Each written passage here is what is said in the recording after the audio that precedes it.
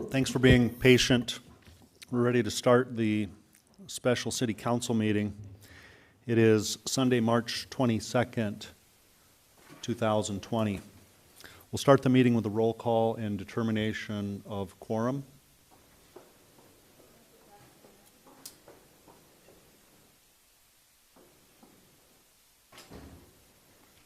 Nordstrom. Here. Roberts. Here. Stroman. Here. Armstrong. Here. Lewis. Here. Lehman. Here. Drury. Evans. Here. We have a quorum. Drew. Not in her right spot. Drew. we still have a quorum. Thank you. Okay, we have a quorum, and now we're just going to take a moment and say the Pledge of Allegiance.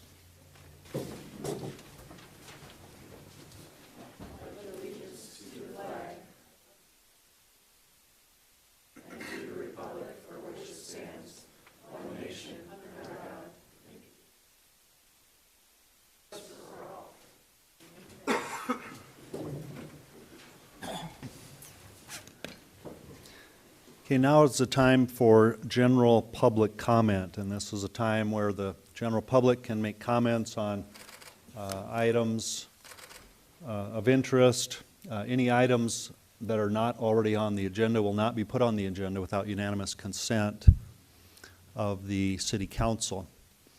So I have a number of speaker request forms here where I'll call your name. Some of them are in your handwriting, so I may not exactly get it right, but I trust you'll know who I'm talking about. And when you get up there, there'll be 3 minutes per speaker, and you can watch these lights up here. You'll have a green light to start, a yellow to start wrapping up, and a red light to turn it over to somebody else. So the first speaker tonight will be Alexis Sullivan.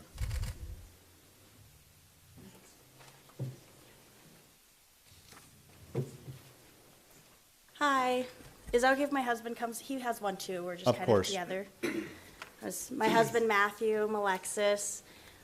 We own a restaurant here in town called Juniper, and my husband has a little more written down than I do, so I'll let him talk a little bit. We put everything into this business. We have our credit scores. We have our credit scores into this business. We have all of our money, everything into this business, and we fought tooth and nail for it.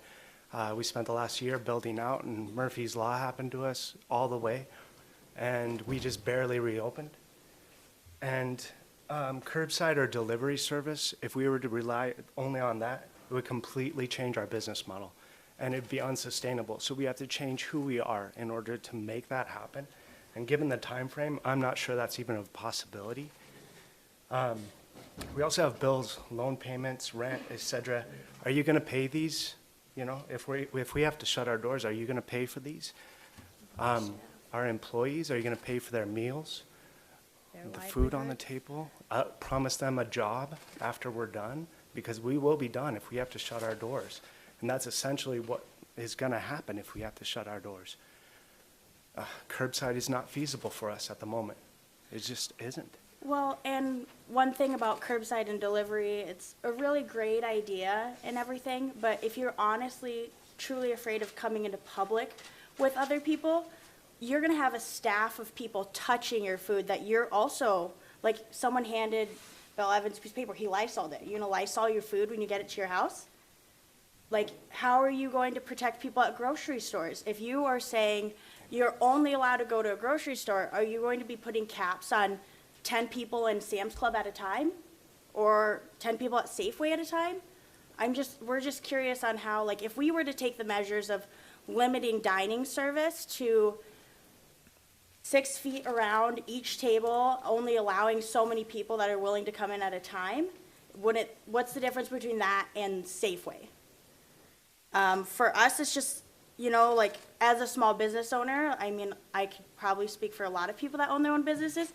We don't have these really large bank accounts that we can be like, oh yeah, April 8th, let's just stay home and we can pay for other people's finances as well, because it's just not feasible. So we're just concerned about what the local economy is going to do for others. And for us and for our employees. Yeah. Thank you. Thank you. Thank you. The next speaker form is from Joelle Eaglehorse.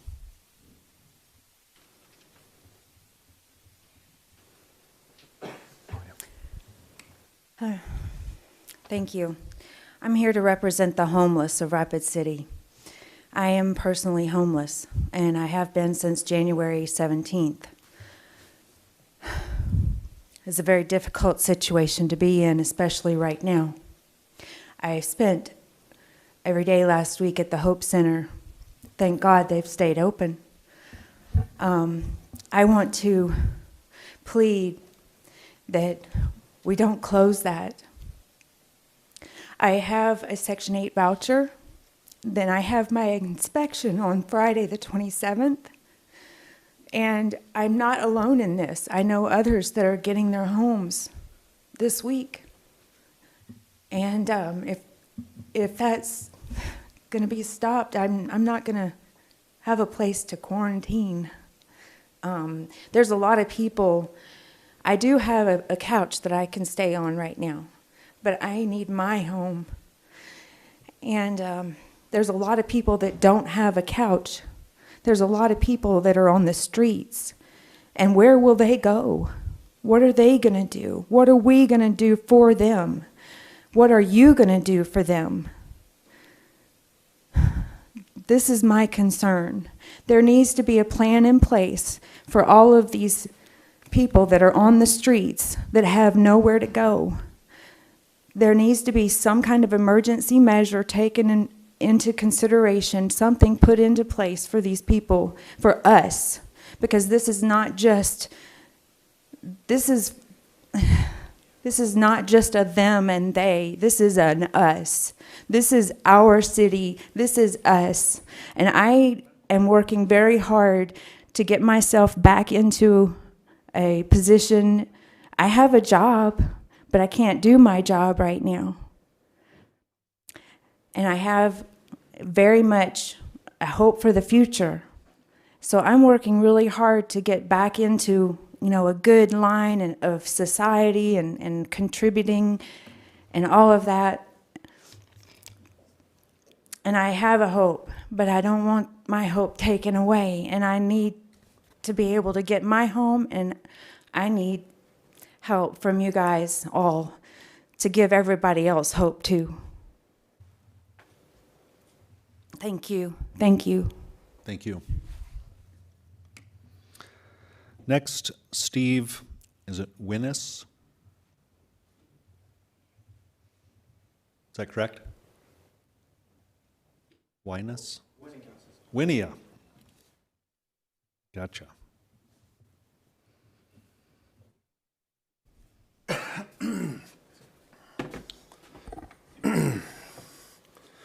I'm here to,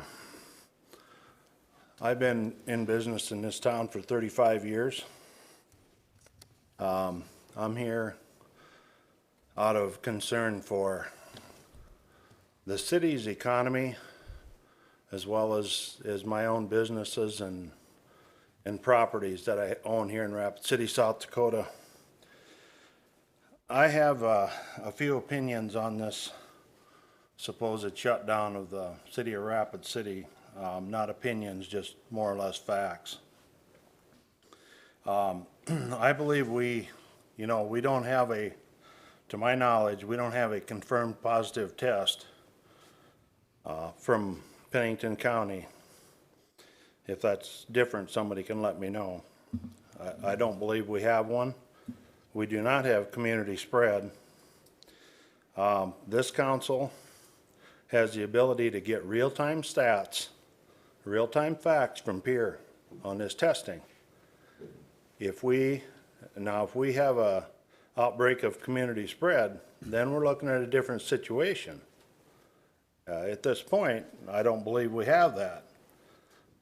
There's a lot more at stake here. There's an economy at stake here, as well as people's lives of the vulnerable people. So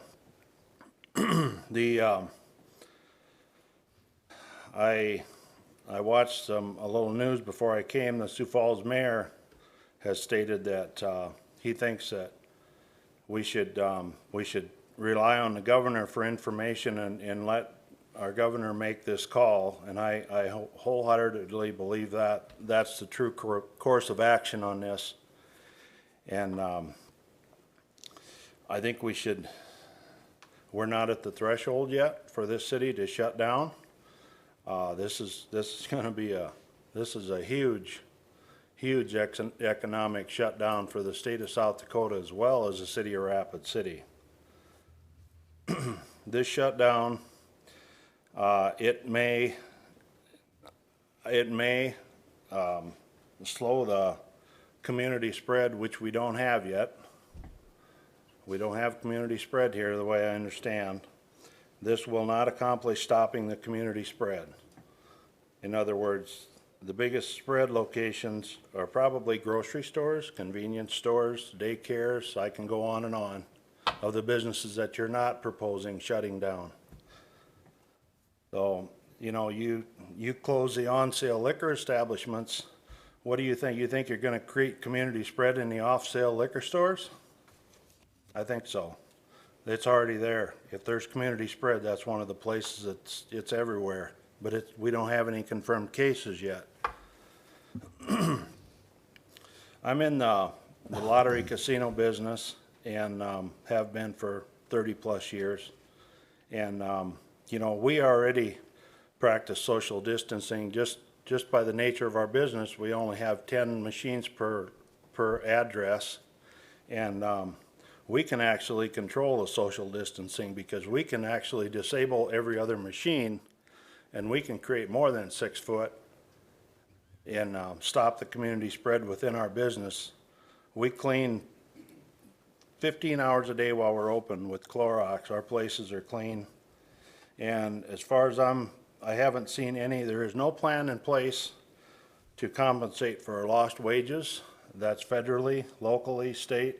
There's nothing been passed by the Congress. You know, I just urge you to be careful. We don't want to jump the gun on this. We have real-time statistics you guys can rely on. You know, I think you need to use those real-time statistics. Mr. Winya, I'm sorry, we're way out of time here. Thank you. Thank you very much. Jonathan Williams. Hi, I'm a chemical and biological engineer. I also own a painting business in town.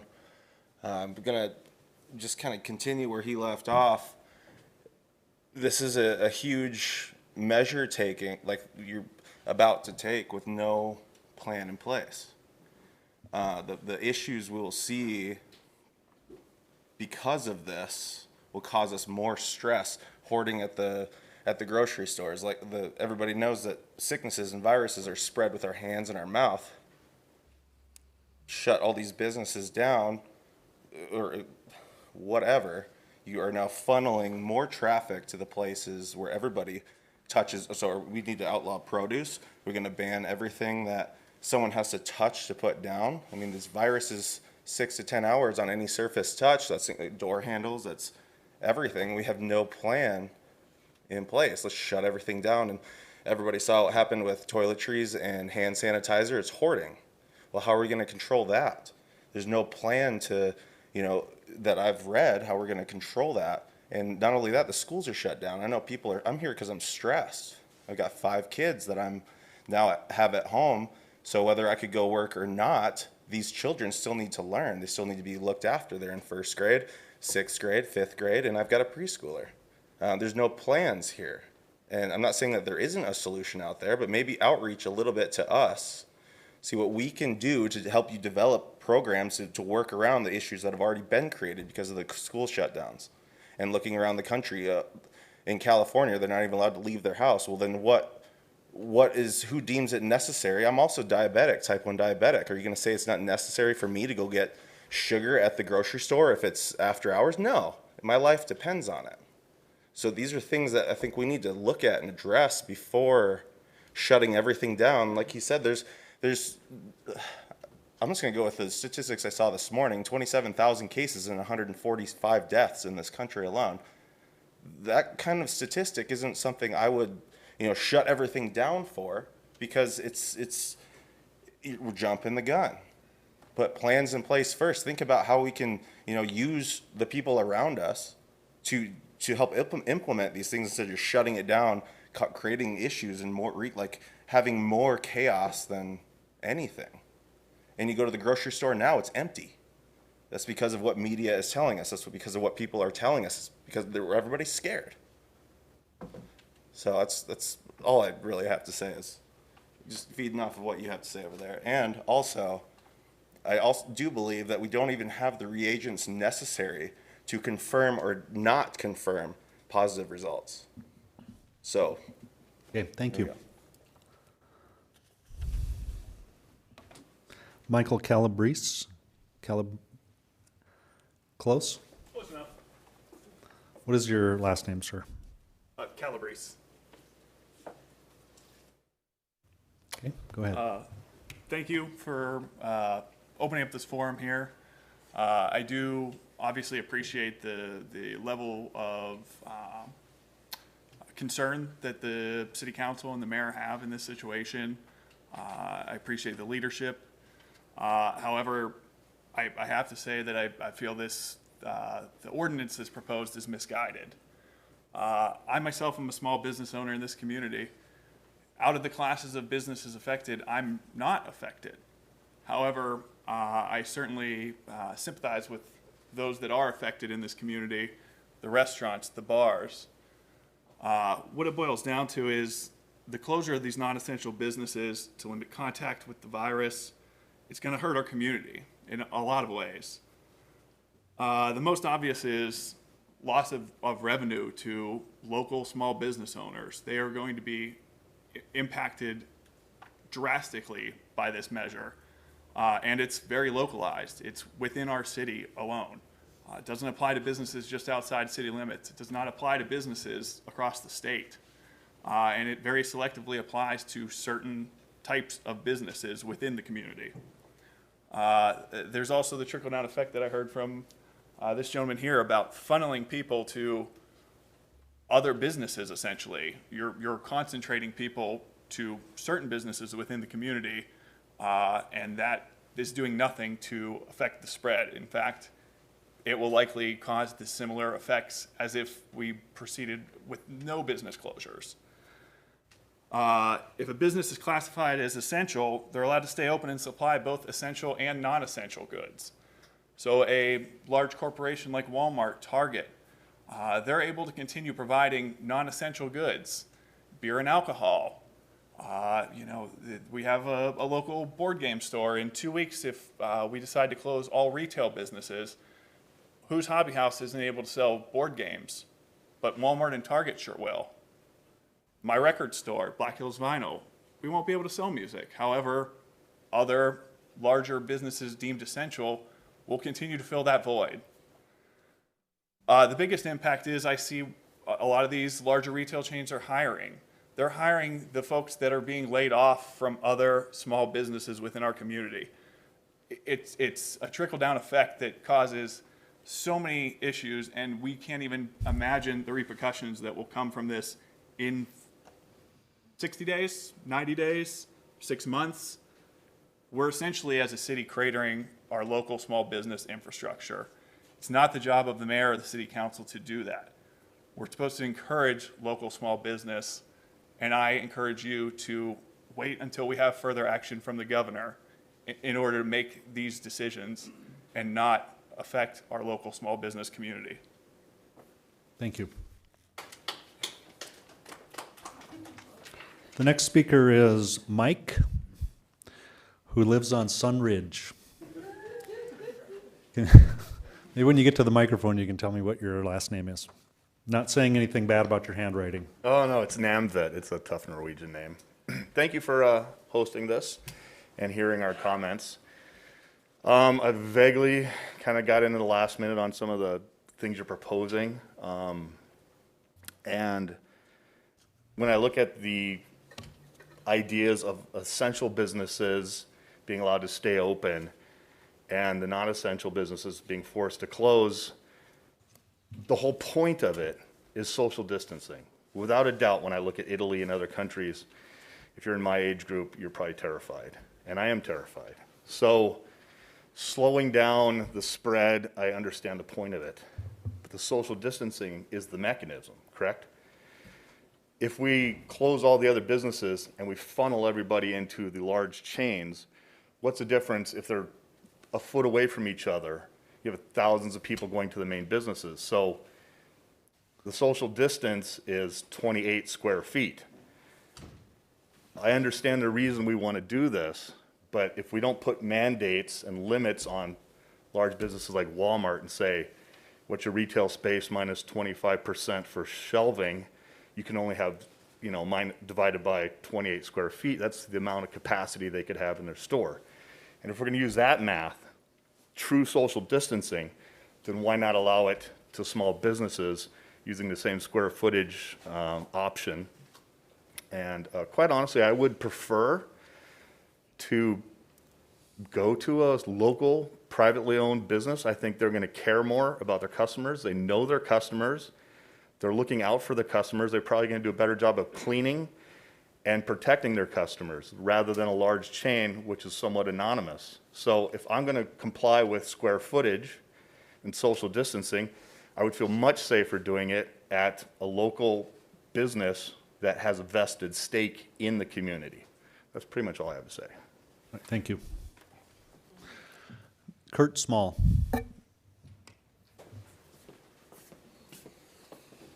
What a week. I need to start off by saying I'm no expert in state public meeting laws. I question whether this meeting is even legal. Now, I'm not here to be counterproductive, and I don't want to take away from the importance of this meeting, but I do think it's highly suspect. That being said, I think you're going to go ahead and do this. That's what my gut tells me. Our best hope is that they will word it to a situation where those businesses that have flexibility don't get cornered into a definition that prevents them from trying to make it through this. Up until 2 o'clock today, we had a fighting chance. We'll see what you guys do to see if that continues. Now, I'm not one to put finances above a person's well-being in any situation. But a person's well-being includes the ability to go buy groceries. I have full-time employees with families.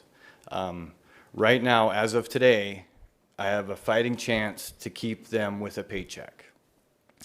If my business, and I own the Elk Cedar, by the way, if my business gets cornered into some definition that doesn't fall into the ordinance's parameters, I'm sunk.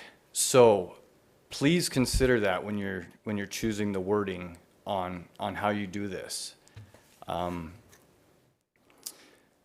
Secondly, and Mr. Mayor, I only had a chance to watch your press conference one time this afternoon, so I haven't been able to absorb all of it.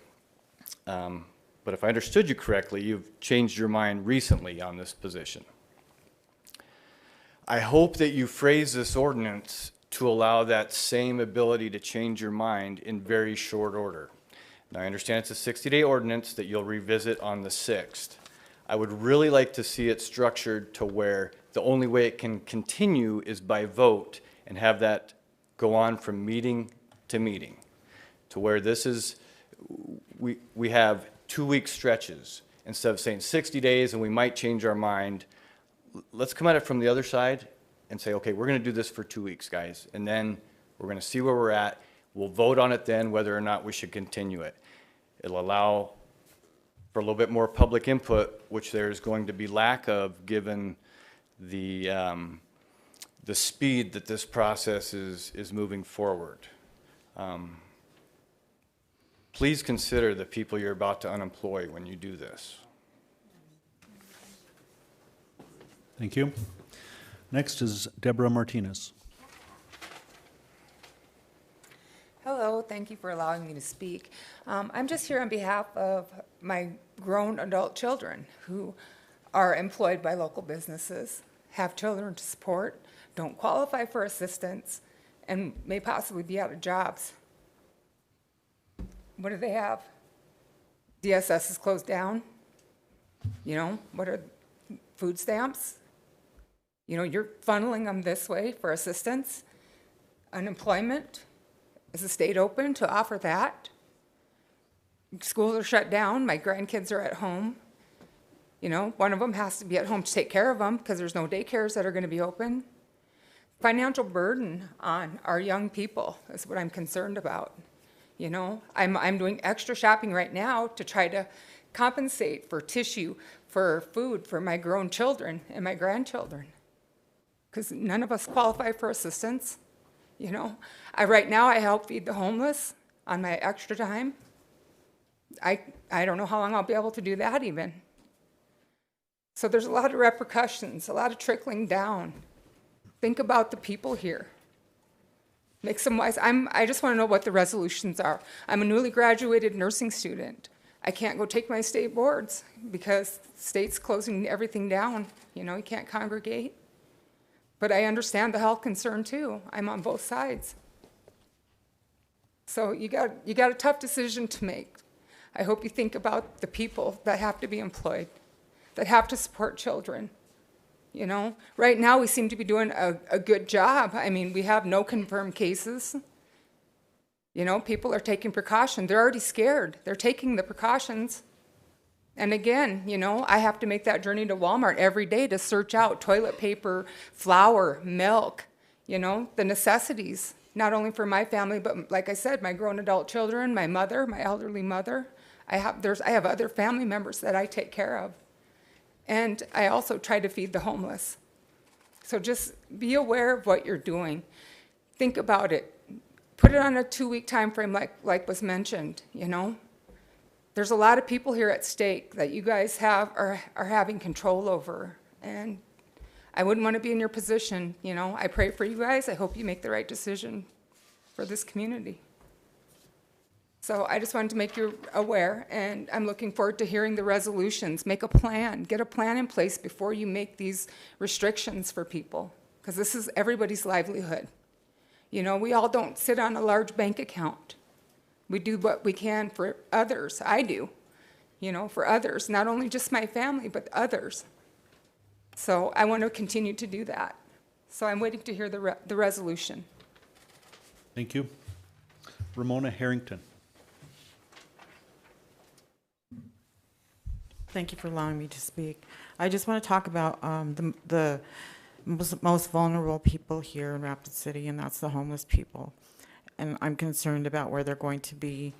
If there's a plan, I haven't heard of anything. I heard that somebody told another associate of mine that they were going to be they're going to quarantine them at Roosevelt Park. That's not a shelter, but I know that they have a quarantine procedure in place in Sioux Falls now. There's 4 homeless people being tested for the coronavirus.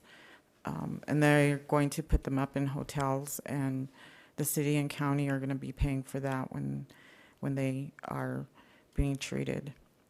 So I am concerned because we feed them every Friday, and they told us that we're not going to be able to do that anymore. And that's concerning because some of them can't go to the Hope Center or to the Mission, and we know that it's already overcrowded and there's nowhere for them. A lot of them still sleep under the bridges, and I have family that sleeps in my house that are homeless, and so I'm concerned that there's nothing being done for them, and I would like to know what the procedure is going to be. Thank you. Thank you. Kate Thomas.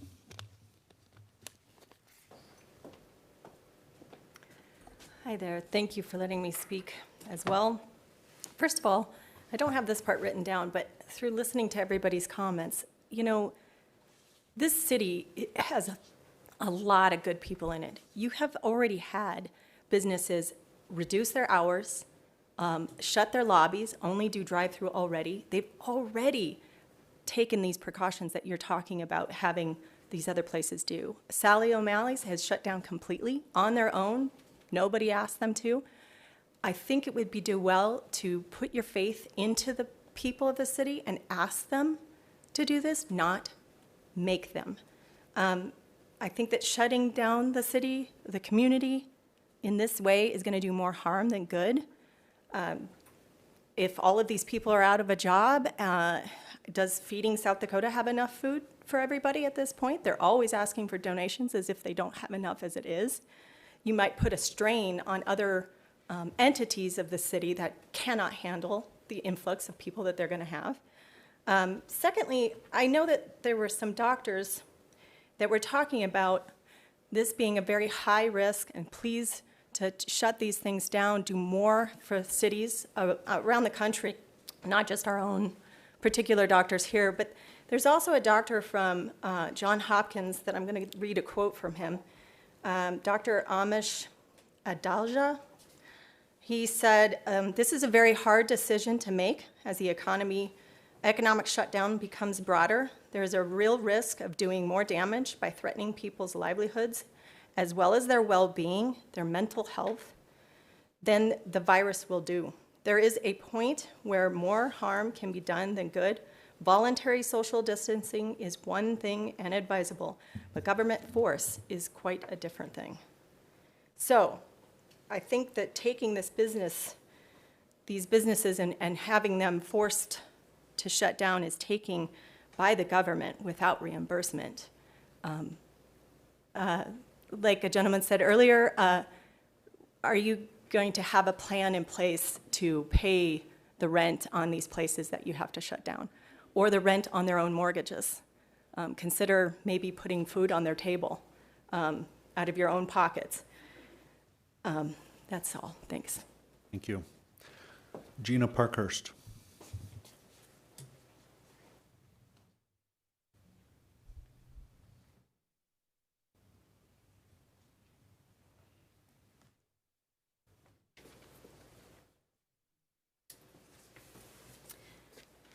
Good evening, Mayor and members of the council.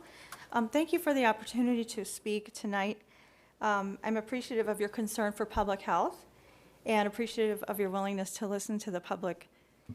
I understand as government officials that you're obligated to heed recommendations from the Centers for Disease Control. However, I question the constitutionality, the necessity, and the effectiveness and the arbitrary nature of ordering only certain businesses to close. Excuse me. As you know, on a daily basis, more people die from different strains of the flu than COVID-19. This world is full of germs, whether we like it or not. And there's no way to avoid all of them. Please consider other methods of stopping the spread of COVID-19. I'm no expert, I'm a homemaker. I just know about house cleaning, but I know there's certain things that can be done to make places safer and cleaner. And like other people have mentioned, local businesses are probably better than the chains are. Not to put chains down. I'm grateful for all businesses who can provide what we need at this difficult time. And as a side note, I happen to be a long-term customer of Juniper Restaurant, and I'm very shocked and alarmed to hear that they may have to shut down their new location if this ordinance goes through. Also, I found out today my yoga studio has closed, and that is also run by a young, new owner, and I'm very concerned about her financial well-being. Again, thank you so much for your concern, and I hope that you can make a decision that protects the public and our businesses. Good night. Thank you. Next, Kevin Kuhn. Is that right? Keen, Kevin Keen. Sorry about that.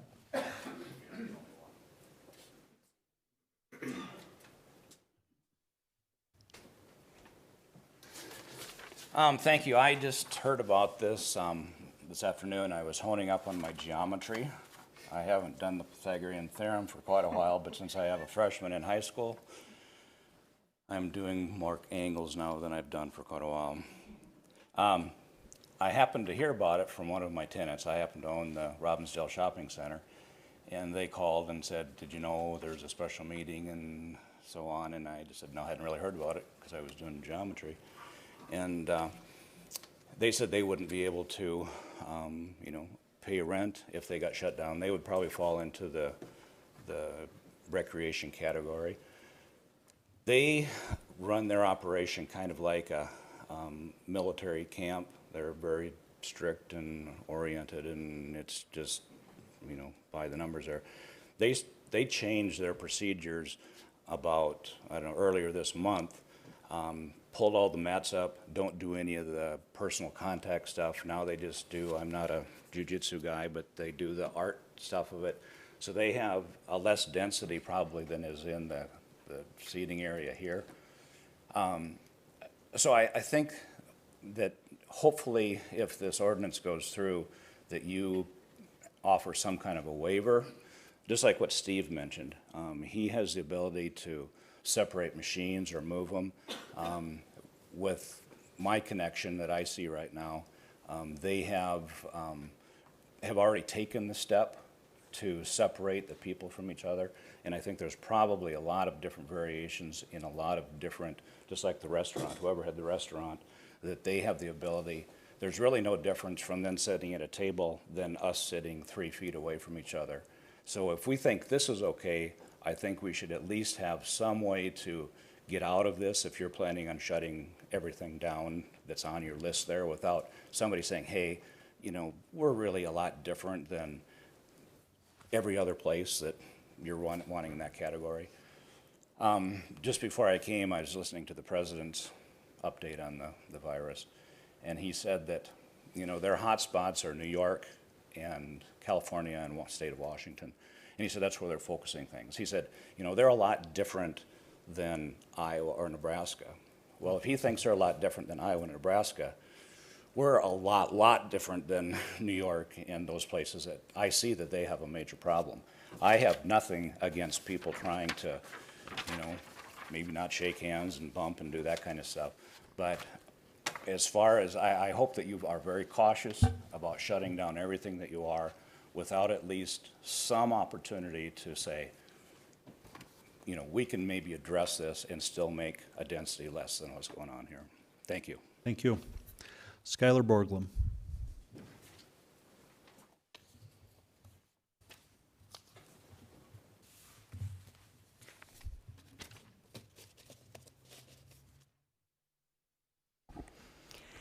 Mr. Mayor, members of the City Council, thank you so much for your time this evening.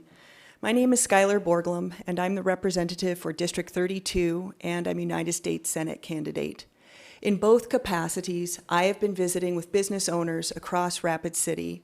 Much of downtown lies within my district, and I am very proud to have spent time with these business owners and employees who are deeply concerned about what we're going to do here this evening. I know that the stress is wearing on the faces of our first responders, our policemen and women, our ambulance drivers, and our firefighters. I visited with them as well. But this same stress is wearing on the faces of our business owners who don't know what they're going to be doing a week from now or 2 weeks from now. And this is real.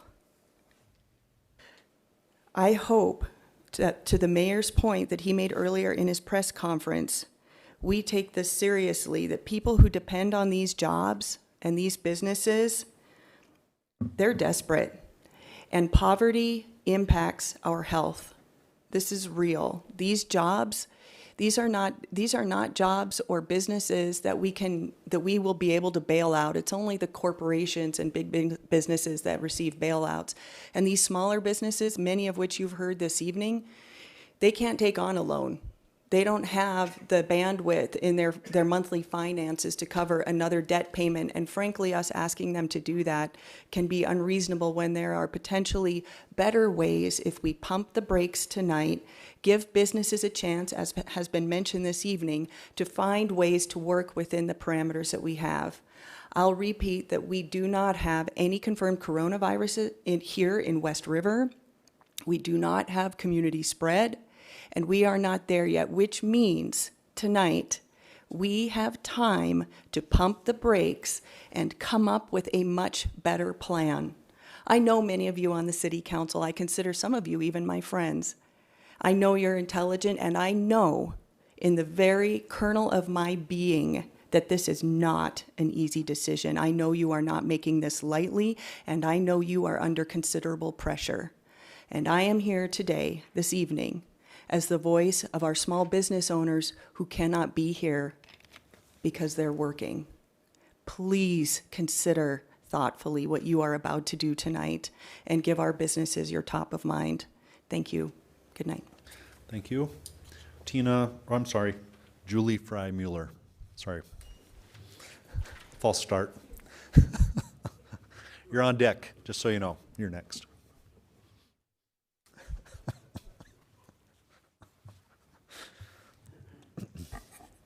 Thank you, Mr. Mayor, members of the committee. You have no clue how many times that happens in Pierre between Tina and me.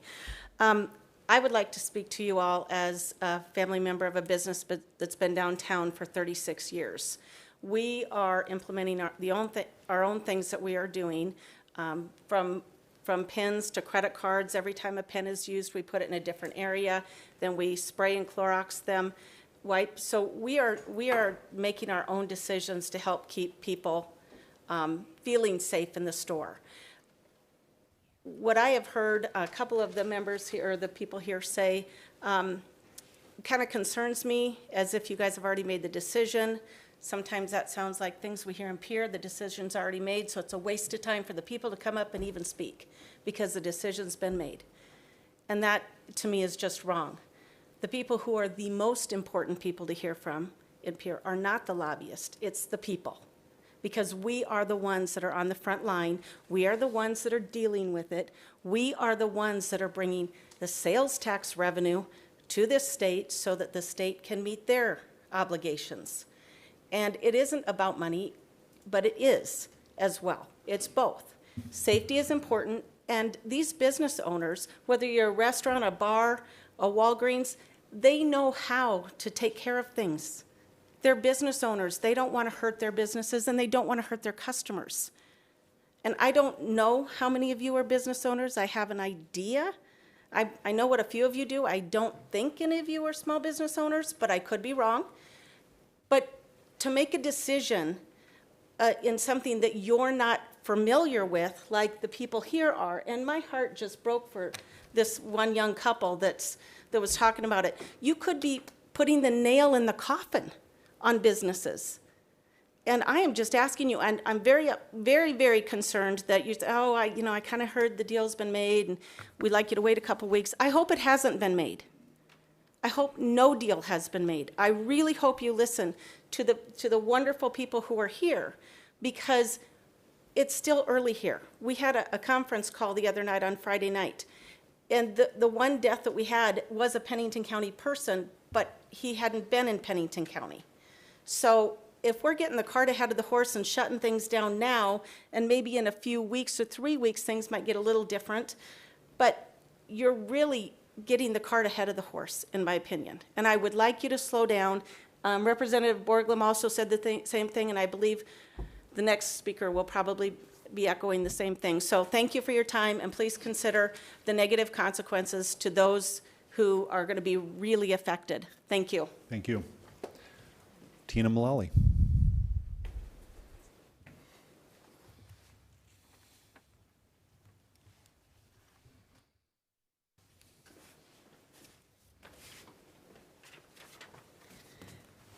Good evening, Councilman. Representative Tina Mullally from District 35. One of the things I've noticed while I've been in Pierre is local control. Local control. And I agree with that 100%. But there's one thing that you guys are forgetting. We, the people, are our own local control. Allow us to police ourselves. Allow us to do what we know is best for our families to help, because we don't want any of our family members or our friends to get ill either. We are a moral and a just people. And by allowing us to police ourselves rather than mandating and picking and choosing winners and losers, I don't want to say it's unconscionable, but it is beyond what needs to be done at this particular point in time. We need to think about the young ones who barely make it paycheck to paycheck. And every time a tax is put on us, every time a fee is put on us, it has to be passed down to the consumer, because that is who pay taxes, consumers. I own rental businesses, and we talk about affordable housing. I can't give affordable housing, even though I'm in North Rapid. I can't give that affordable housing because every time I turn around, there's another tax or a fee. Now, if you're going to put a mandate to where these people can't work and they can't make their rentals, how many more am I going to lose because they can't pay their rent? And then you're going to turn around and tell me that I can't evict them because they might be sick? I mean, that happened in Washington State. They're not allowed to evict anyone during the winter months. Let's think about what we're doing here. This is not something that has to be done at this particular point in time. Maybe in a month, we might consider it, but think very hard on what you do tonight in making this ordinance even a chance to close down our businesses. Thank you. Thank you. Next will be Carl Koth.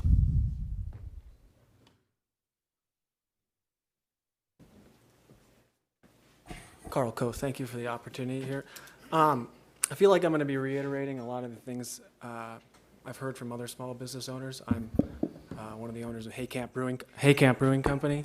I've talked to some of them this evening. Others have come up with the same ideas and thoughts about this that I have without any interaction, and it definitely concerns me. I guess the biggest point I'd like to make is we are a responsible business community. We've already seen a lot of things happening with other businesses and how they're changing their operations.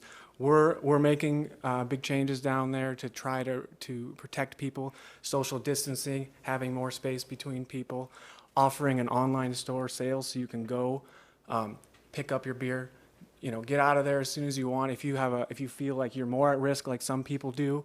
But we can't shut our community down. This is hearing other small business owners that are in very similar situations and how much stress this is putting on them, and not thinking ahead that this is going to cripple our local community and businesses more than we can fathom right now. And I think we need to take a little time to make a better plan and think about just exactly the ways that we can mitigate the damages that we all want to do. None of us want any more people to be getting sick. None of us want to be the ones spreading this in our community. But we also want to protect each other by thinking about our futures. I'll just stop there and hope that you all hear what we're saying tonight. Thanks. Thank you. Mike Mueller.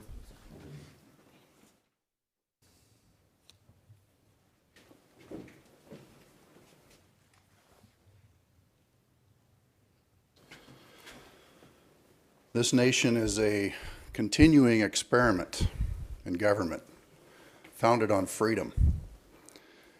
And as I hear a lot of contest to that word freedom here, as far as what could take place in the near future, being trained and working as an engineer, we deal with facts. We appreciate education. There's been a lot of education going out, preparing people on how to avoid the risks. When the risk is present, you change your course. And you don't need to walk into a fire. You walk around it. So there are many things going on here that take away our freedoms for choice and good decisions and common sense. Do you know how many people in this nation, over 50%, I believe, can't scrape up $500 cash right now? What kind of stress is that going to put on our police force when people become desperate? They don't have a job. They can't make ends meet. They can't provide for their families. Is that going to be a good decision? I don't think so. Please remember how the Pledge of Allegiance ends, with liberty and justice for all. Thank you. Thank you. Dan Mullally.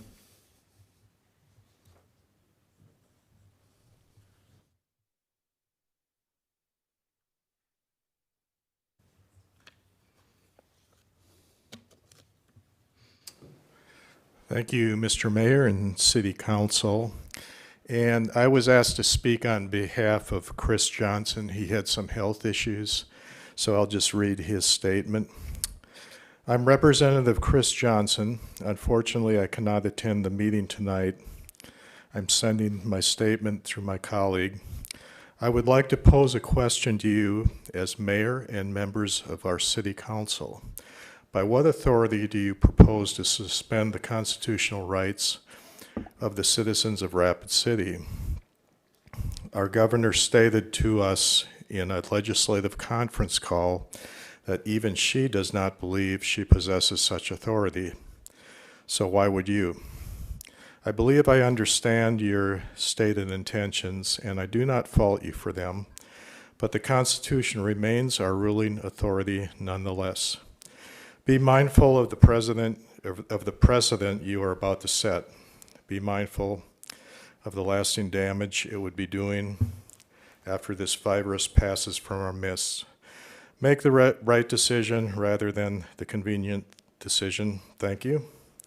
Representative Chris Johnson. And if I could just take a second, I just wanted to comment a little bit that I hear this, that we have a trade-off here between making money and health, and I would suggest that the two are closely tied together. There's a reason our country is doing so well in this crisis. It's because we had a strong economy, and I just caution that if we overplay our hand here and hurt the economy and something really does hit later, we may not have this strong economy in Rapid City to rely on, and we may have to end up running on fumes, essentially. So, thank you.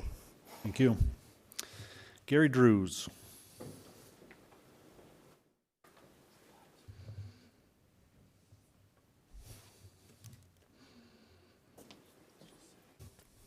Thank you, Mayor and Council.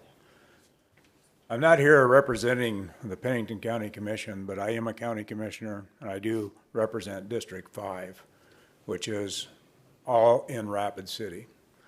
I've heard from many business owners relative to this, and not one of those business owners has encouraged the recommended or required closing of any businesses.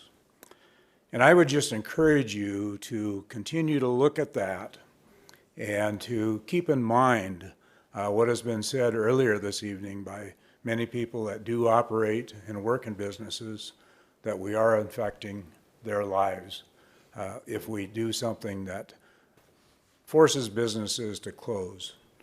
We do know that there's a number of businesses that have already locked their doors, and they've done that probably out of necessity for lack of traffic.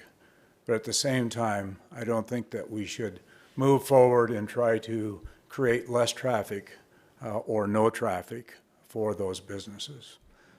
I look at the end result of the mental stress and anxiety that's placed on individuals as we move forward with this. And hopefully it doesn't last long. But if it does last 30, 60 days, what's the end result on that? I think all you have to do is look back at previously at times when we've gone through economic recessions and so forth. You know full well what the end result can be. I just encourage you to take a look at delaying this, not saying that this will be delayed forever, but I don't think it's necessary to move forward on tonight. Thank you. Thank you. John Daly.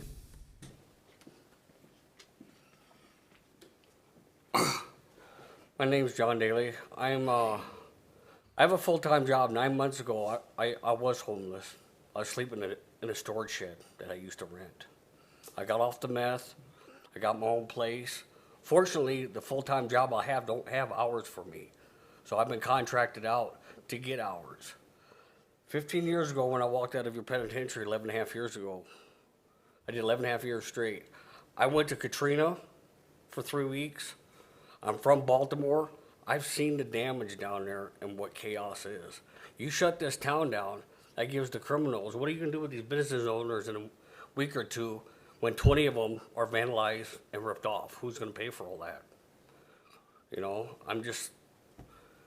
I think with all the shorting hours, like at Walmart, cutting their hours back, there's nothing wrong with all the businesses doing that. But shutting the town, you're just asking for trouble. I mean, I just want to let you know that same with our homeless people. We have empty buildings. We need to find a spot for all these people. Last year we had rain all summer long. We had snow until May. So in the next 2-3 weeks, we might get hit with 6-7 inches. How many homeless people are going to die? Because we don't got a place for them. Care Campus only can hold so many. The Mission only can hold so many. So just think about the decision you're making on this community, because I'm from the big city. I've been to the big cities. So I've seen the damage and what chaos could be if you shut a town down. So thank you. Thank you. Henry Plummer.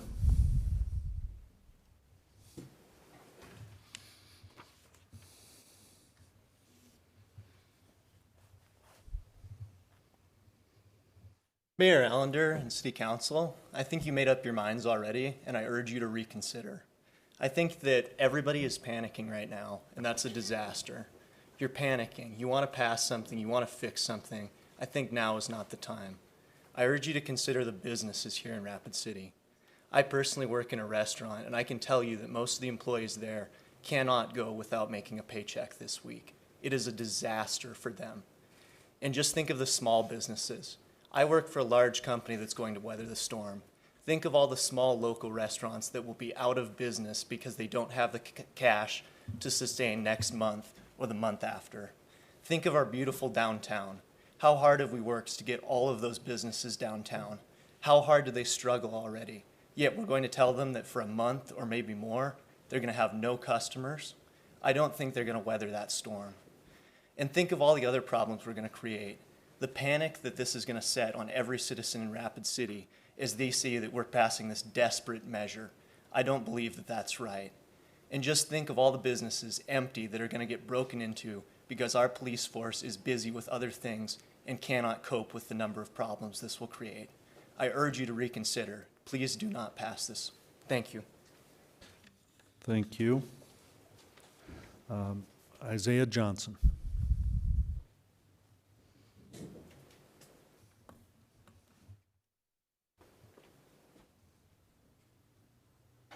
Hello.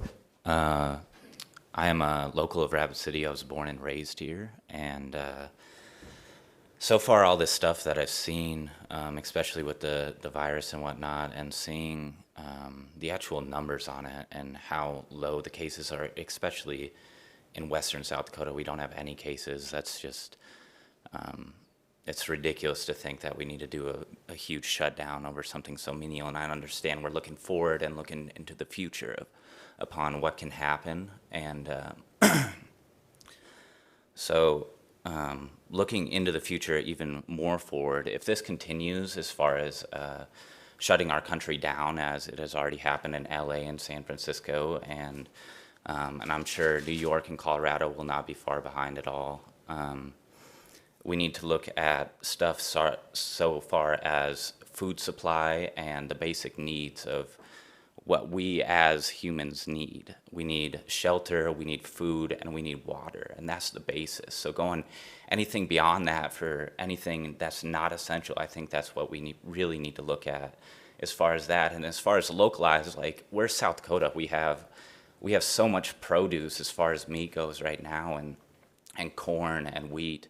And so we already have that here. We already have flour. We have our necessities for going back to the grassroots of who we are as South Dakotans. And and I think that moving towards, and so far as much as I know, we don't have any sustainability as far as greenhouse systems or anything like that. If our outside food network does shut down, or our water supply, we have well water, but we don't have feasibility beyond beyond our meat supply and our flour. And so what I guess I'm proposing is starting a project that involves our local and sustains our local companies, such as our larger construction companies, and then also our engineers and people that know much more than I do about these subjects, as far as building a sustainable greenhouse system where we can provide for Rapid City so far as if our outside resources do shut down, because we already have all seen everything being shut down and our grocery stores shelves empty, everything like that. And so we need a long-term solution, not just shutting down businesses for short term, because that's just going to cause a nightmare. And we really do need to look forward than just what's here right in front of us. We need to look forward to the sustainability of our city long term if stuff like this happens even further in the future, because this isn't going to be just a one-time event. I mean, we've had Ebola come around, we've had swine flu, we've had this, how many times has this happened where we have viruses, and they always seem to come around election years for some reason, but so anyway, what I'm trying to say is we need to look more forward beyond just what's right here in front of us. We need to look long term into the longevity and sustainability of us as a human race, and especially as a localized culture. And really, I think greenhouse systems so we can localize our produce so that we're not dependent on international and multinational corporations for our food and water supplies. I think that is indelibly important. As I'm sure many people would agree, we have corporations such as Wheat Montana up in Montana that would easily be able to provide for anything like that. And so I just urge you to consider this. Thank you for listening. Thank you. Jennifer Albertson? Oh, downstairs or out in the hallway? Okay, we'll give her a minute. I didn't sign up, but am I able to speak? Sorry about that. I didn't know how it worked. Yeah, go ahead and go up to the podium and identify yourself, please, for the council. My name is Leroy Marnaleo. I own Black Hills Vending. One more time. Leroy Marnaleo. Okay. I was just curious because somebody else was asking us too, what about the children of these single parents? Say the parents get sick, they don't have no money, and they don't have no work or nothing like that. Is there a plan in place to send all these children? I know me and you, Mayor, talked like 2 years ago, or maybe a little bit longer, when we were coming up for vote for the new Civic Center, and me and you spoke about a mass evacuation plan to put people, and why I thought we needed the new Civic Center. So I know me and you talked about this 2 years ago. We even mentioned Katrina about it or whatever to move mass amounts of people. So I'm assuming Rapid can be rest assured that there's already a good plan in place because we were 2 years ahead of this on that. Let's see here. There was another thing. Is there a plan in place for overflow of even if that gets filled up? Like, say, Shopco, I mean, are they putting clean rooms in there? Are they putting beds in there? What's going on if this gets out of control? Which is probably could happen. Let's see here, what else have we got? And I know over in Italy, there was big issues. There's a reason you're seeing military trucks over there. It's because the medical staff and they left, they walked off, they all got sick. So there's a lot. Is there a plan in place here if, say, law enforcement, say the medical personnel, and them guys get sick and or their family gets sick and they don't come back to work? What's the plan in place to back that up? How are all the utilities and everything? What's the plan in place for that to keep all that running smoothly? Say if a bunch of people get sick there. And that's all I have. So thank you. Thank you, sir. Yes, sir. Now Jennifer Albertson. Thank you. Sorry I wasn't here earlier. There's overflow downstairs. And I'm actually here to speak on behalf of all the people that are at home watching this, who aren't small business owners in this room. There are hundreds of people in Rapid City online right now who are scared of the coronavirus. And all they've heard from most of the people in this room tonight is, don't shut my business down. And I don't know where any of you were months ago talking about how important your employees were to you, when now you want to subject them to a virus that will kill them. None of you give them paid sick leave, probably. You pay them enough to make a living wage. And there are people in here that have been talking about what great business owners they are. Why don't you have a backup plan for times of economic strain? I'm sorry. We don't have any confirmed cases here because our state hasn't been testing appropriately. And everyone in this room knows that. We are weeks behind on testing people. So we could have a case. Someone in this room could have it. More than one of us could have it. And we're all spreading it to each other so that we can come down here and demand that our businesses stay open. I patronize a lot of small businesses in this community, some that have spoken tonight. And I don't want those people to lose their homes, their cars. I want them to be able to feed their kids. But the reality of this is, if we all die, you won't have a business. If you subject your workers to coronavirus and they die, who's going to come to work? There are plans in place, okay? Let's all get that straight. The utility company isn't going to shut down. There's no food at the grocery stores because people are hoarding unnecessarily. There has not been a disruption to the food supply chain, guys. You just have to let Safeway restock. Stop going in and buying 15 things of toilet paper. There's no disruption to the supply chain. But there is going to be a disruption to hospitals in this community because everyone just stop and think right now. Where's the hospital? How many ICU beds are there? There's not enough there for the people in this room, ladies and gentlemen.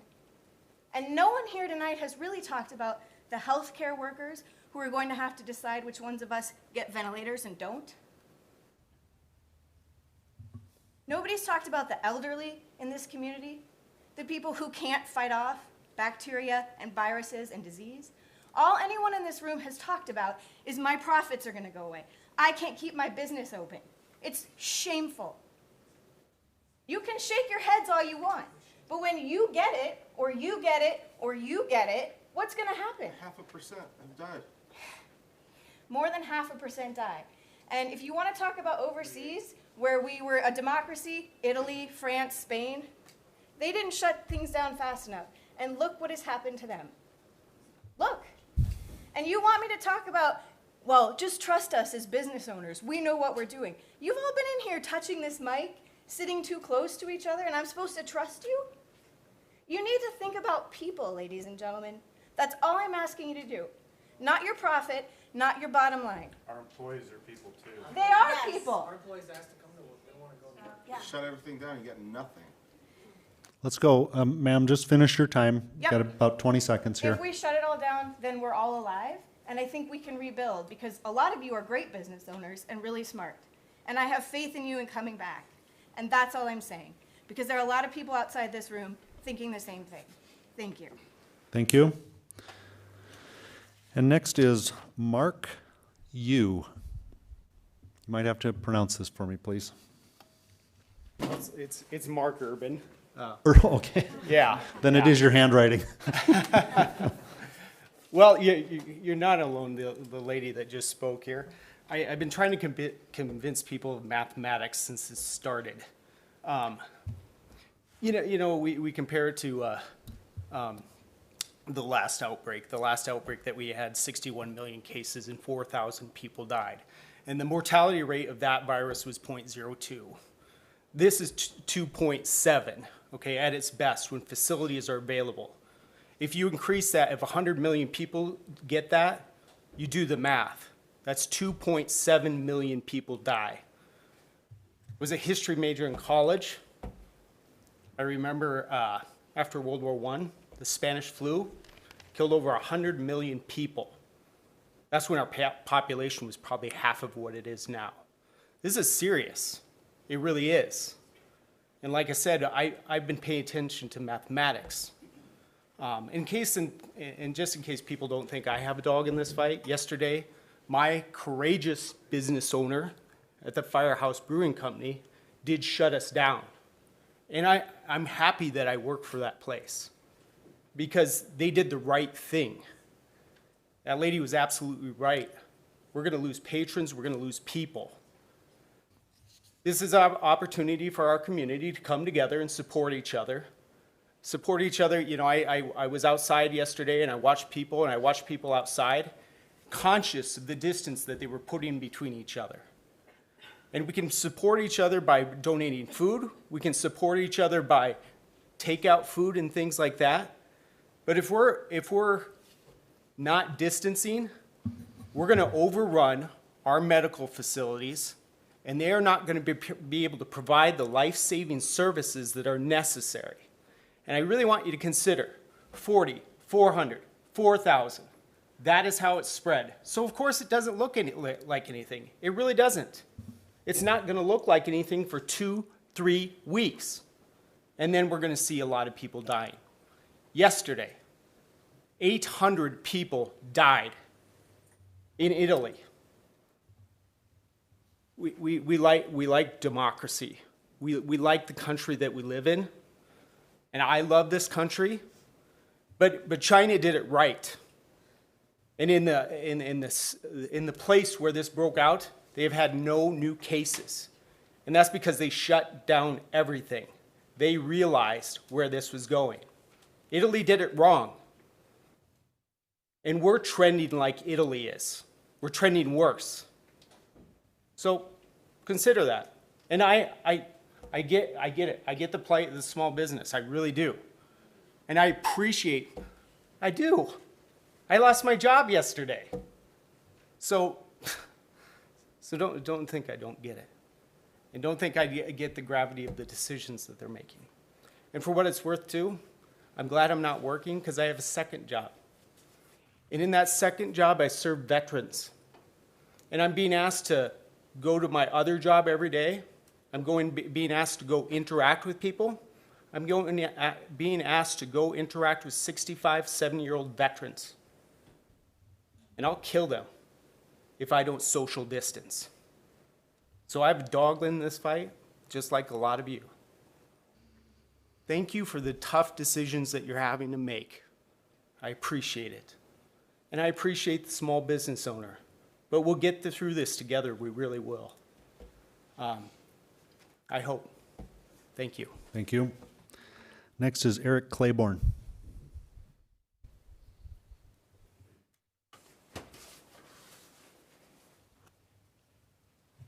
Mayor, thank you everyone for having us here and hearing us speak.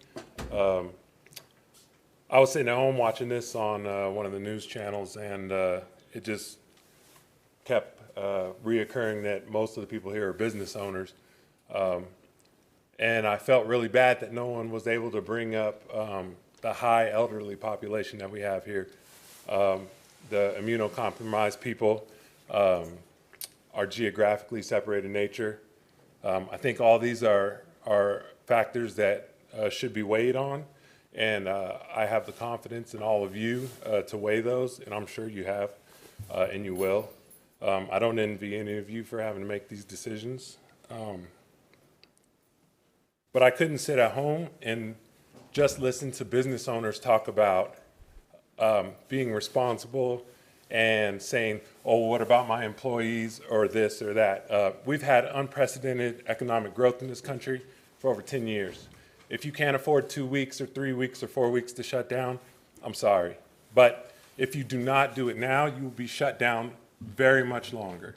It doesn't take a genius to figure out what's happening in every other part of the country, in every other part of the world. I've been in the military for 18 years. It's taught me a lot of things. One of them is service before self, sacrifice, doing things that are tough for the good of everyone except you. And that's where we need to be right now. Being in the military has brought me friends from across the world. I have friends in Italy, Germany, Korea, Japan, you name it, I've got friends there. And I've watched how it went. I've watched in Germany as the chancellor says, hey, we need to calm down, we need to lock things down. And it's always happened in stages. And when people aren't abiding by what's going on and the people aren't doing what's responsible for themselves, including business owners, it becomes an order. And you're going to be in the same exact position 3 weeks from now, whether you stay open or not. But one of those positions is going to be a quicker recovery because you're going to have less sick. We say that we're responsible. We say let the business owners handle their business and create safe spaces and safe distances. But if you look at last night, the bars are packed. You look at St. Patty's Day, the bars are packed. So where was the responsibility there? There's no reason that anyone needs to be out socially drinking right now. There's no reason that anyone needs to be out passing around hookah sticks. It doesn't not make sense. And I think a lot of us are confusing the fact of non-essential business and essential business. We all have to make a sacrifice right now. You say it's going to be tough on cops. There's no evidence from anywhere else that crime just spiked out of nowhere from these cities going on lockdown. There is evidence that our healthcare workers are being overworked and not having enough supplies. Healthcare workers, go home, Google Monument Health and how many beds they have. And then Google our population and do the math. I urge all of you, after we're done here, please look at the comments on these video feeds and see what the rest of your constituents are thinking. Because I guarantee you the majority are not thinking on welfare of business owners or even themselves who are their employees. Thank you. Thank you. And now Jason McCulley. Can we, be fair and let them, if everybody else who has talked since people have had other opinions, the red light doesn't mean anything to them. Can we please at least play by the rules here? We are playing by the rules, and the red light has been on quite a bit tonight, not just for the last speaker. Jason McCulley. Hi, Jason McCulley. I'm the owner of the Tropical Smoothie Cafes here in town. I was watching this live feed from my cafe, decided to actually come down here. I've been in the cafe all day today, and what I've experienced in the cafe, in addition to a local downturn of business, has actually been an increase of out-of-town business. People coming in from other places going, we came here because you're open. And where I live, everything's closed. Denver's closed, Washington's closed, California's closed. So these out-of-town guests are coming here because we hung an open sign on our door and said, we'll take your money. And I mean, my business is down 65% this week, but I'm okay with that because I know it's going to be down in the short term. If we compare this to last year, our March last year was a horrible winter. This is a different type of storm. There's just not snow on the ground, and we got through last year. We'll get through this year. So, the only way to really keep this from coming in from out of places is to hang that closed sign on the door to the city saying, we're shut down. We're going to take care of ourselves. And by doing that, we'll be ready when the tourist season starts. If we do nothing, we're not going to be ready. So, thank you. Thank you. Aaron Johnson.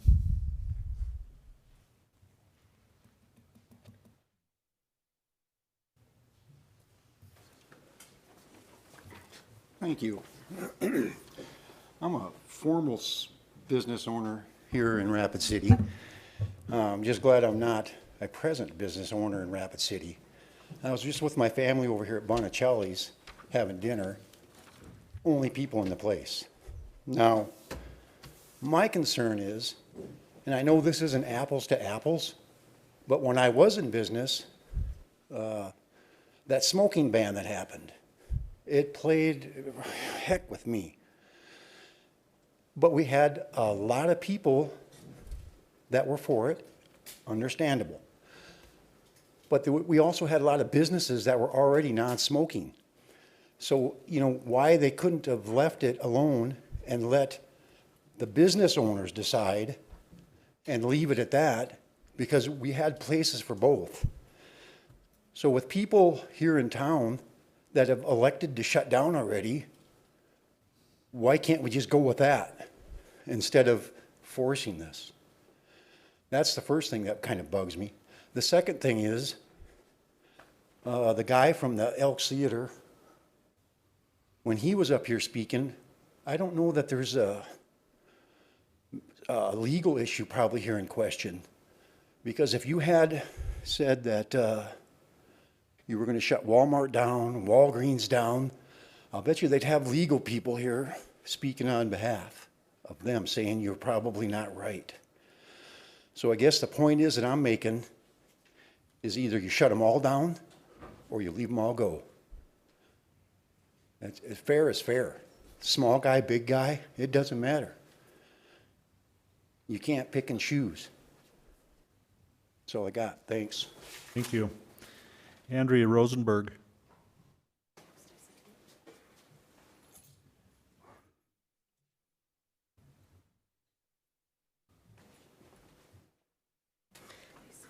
Good afternoon. I was actually watching this on the TV, and I felt the need to come here. Ultimately, I don't wish to repeat what other people have said, so I'll stick with one thing that I haven't heard yet. We all, as an attorney, I work with some very disadvantaged people, methamphetamine addicts. Everywhere across the country right now, we're worried about the elderly, about the immunocompromised, and it's very serious. It's so serious. I'm terrified for these people. And we all had our probably moment of chagrin at the governor's "we're all on meth," but methamphetamine is a massive, massive problem. And they're at risk too, because they are, in a way, immunocompromised as well. They're severely at risk. So we have a third population of people that we need to make considerations for. And these people have, if they're in the throes of their addiction, no support, really no support. What methamphetamine does when you're actively using is it keeps you up for days. You can't sleep. When you can't sleep, you're losing weight, you're losing energy, you don't have the ability to maintain your body to a point where it can then fight off an infection like this. When we're considering our elderly, when we're considering our immunocompromised, everybody could be negatively impacted by this, but we also need to consider the people in our town that could die. They could die. And we say we can all self-police. No, we can't. We've all been to the stores trying to buy things. We can't self-police ourselves, not to the extent that we need to. China, they're already recovering. But they were welding people into their apartment buildings. Do I think we should do that? Well, no, probably not. But we have to do more than what we're doing for our elders, for our disadvantaged people in our community, and the council needs to approve this. We have to. We have to. Thank you. Thank you. And I'm going to call the last speaker request form from the audience tonight is from Annie Lloyd.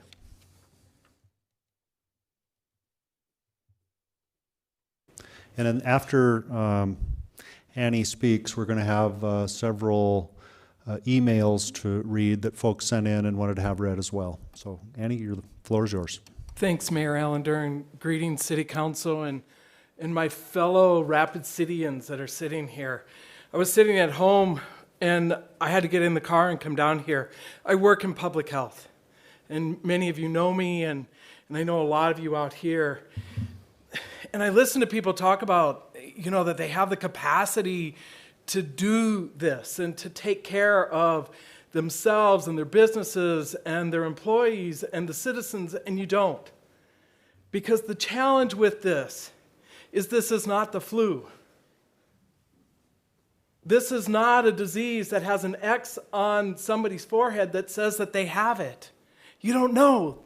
70% at least of the people that carry this virus are asymptomatic. That means that they don't have any symptoms at all.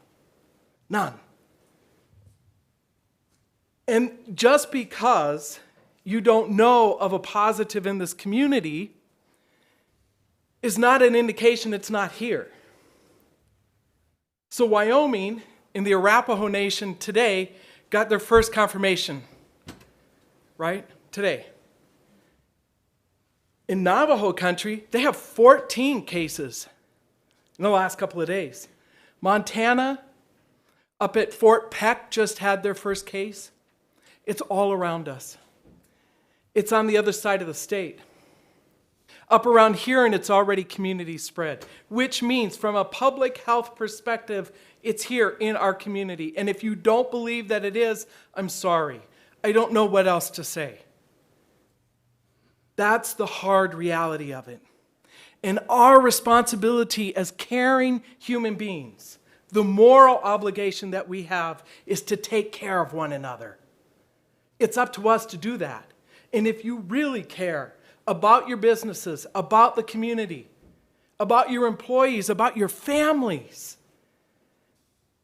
we've got to support this together.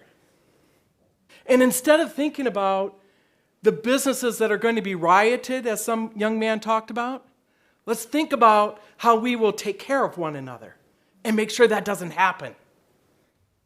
I've lived through many different pandemics, through different awful disasters. I was in LA during the riots. I was in New Orleans 6 times after Hurricane Katrina. I know what I'm talking about. We've got the capacity to allow people to not die from this to the extent that they are in other communities. Our hospital on a regular basis is full. That's without this. Sorry. It's okay. Wrap up. Please be reasonable human beings and support what the city council is making a really hard decision trying to do. We can do this together, but we can't get behind this. Thank you. Thank you. And now we're going to go to Finance Officer Pauline Sumption, who's going to read the emails that people sent in that chose not to come here. Thank you, Mr. Mayor. I will be on the mic longer than I usually like to be. So the first one is from Mary Pembroke. I support this action 100% and would like to add tattoo establishments also. Some may have already closed voluntarily, but this would clarify. Best wishes and health to everyone who keeps our city safe and functioning. Next is Heather Sazama. My family and I fully support the advice given by Monument Health to close businesses while the pandemic spreads in order to flatten the curve and save lives. In the battle between economics and lives, we must choose to save lives. Our community is strong, and when it is safe for businesses to reopen, we will all band together to support local businesses above all others. We love our locally owned shops, but COVID-19 is here, and we must do everything we can to lessen the burden on the healthcare system. My husband is the director of the ICU at Monument Health, and he fears for what is coming if the community doesn't take heed now. My sister is also a nurse at Monument. My parents are 81 and 71, and I'm afraid for their well-being if the community doesn't start taking this seriously. John and Gail Greger. I feel we should be allowed to enter a restaurant to get our takeout. We are spending more time in the grocery stores and having more contact with people there.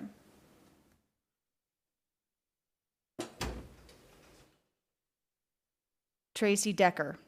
I am not a Rapid City resident, but I work in Rapid City, and my children go to schools in the Rapid City area schools. I urge the City Council to adopt the resolutions discussed tonight. In fact, I don't believe they go far enough. It is clear that people are not voluntarily following guidelines. Unfortunately, that means government has to step in. We cannot run the risk of becoming like Italy. The hit to the economy is a valid worry, but the hit to medical supplies and the health of our population should be the bigger one. Thank you.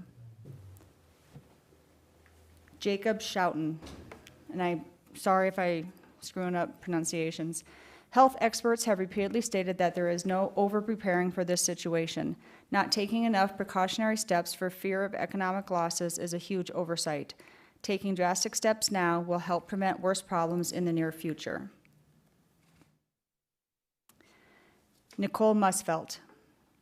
Please vote to close Rapid City. We need your leadership here. With the rapid rise in the U.S. of COVID-19, the recent positives in South Dakota, it is imperative that we isolate and close down to avoid exposure to the most vulnerable. Please take into account everyone's safety. Thank you. Jerry and Rebecca Curry. Please listen to our doctors and do the right thing now. Hopefully there is still time for this to work. The long-range financial consequences are much larger than the short-term gain of not doing this. Bob Vandeventer, please keep drive-through and curbside pickup. Those employees need to work. Most places have already closed their dining rooms. I'd like to hear the mayor's reasoning.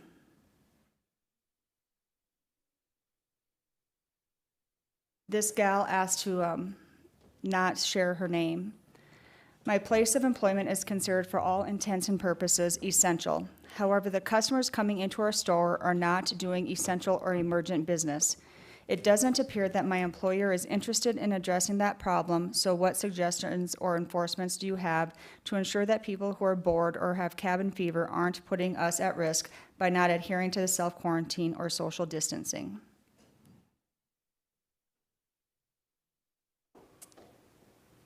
Carol Wader, this map shows that we have until 3/29 before our hospital will be to the point of no return. Please consider the safety of all our community members, the base, and the National Guard. We still have time.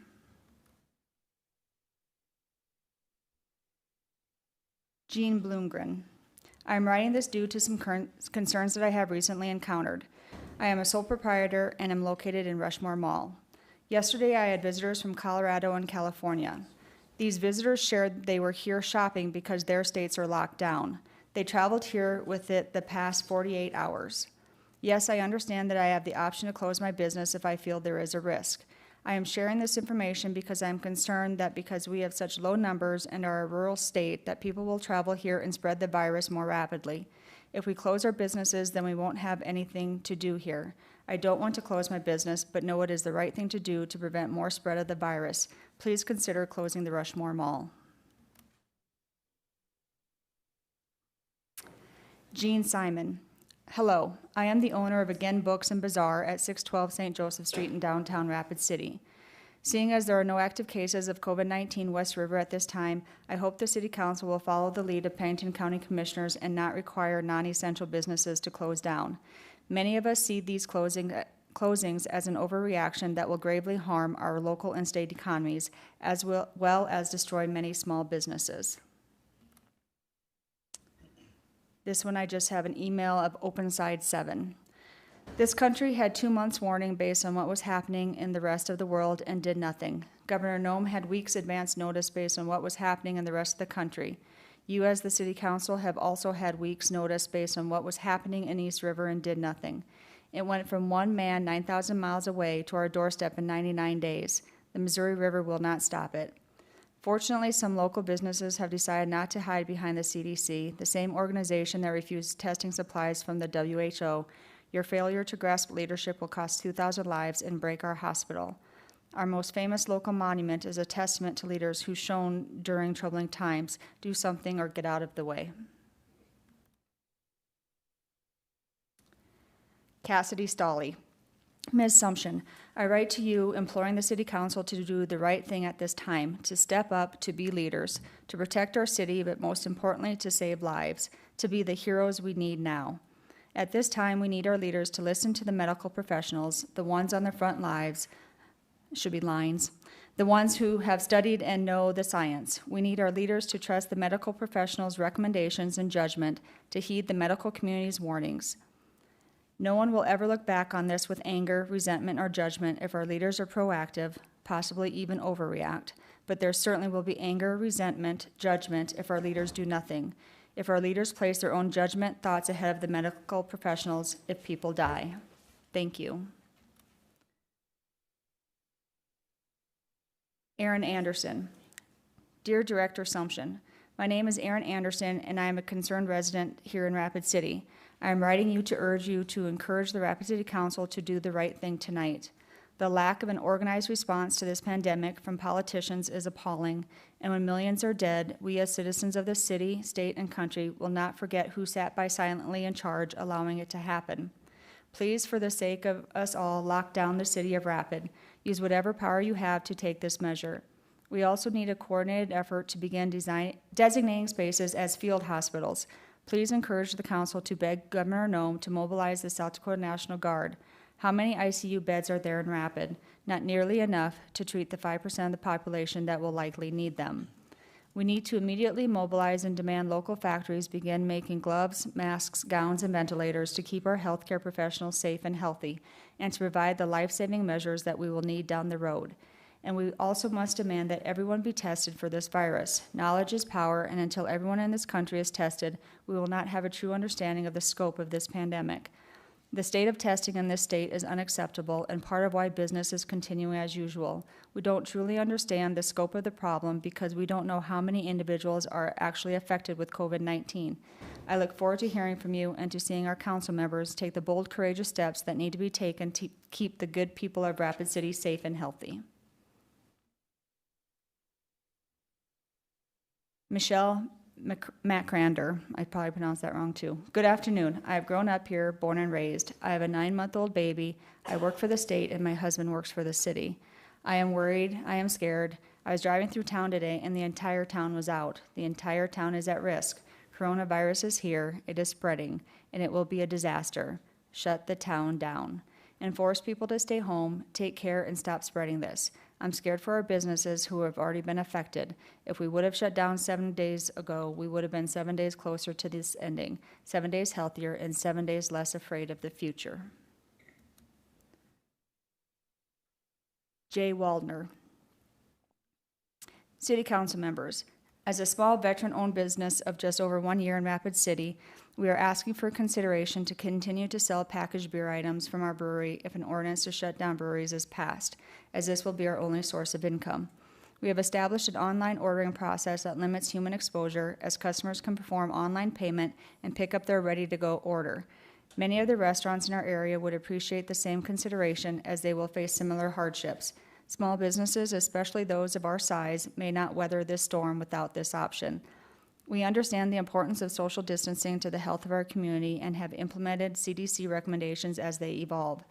We returned to the community we grew up in after 28 years of United States Air Force service, with dreams of starting our own business. We love our community and our country. We are simply asking for consideration for small businesses to have an option to mitigate some of the losses we will experience during this time.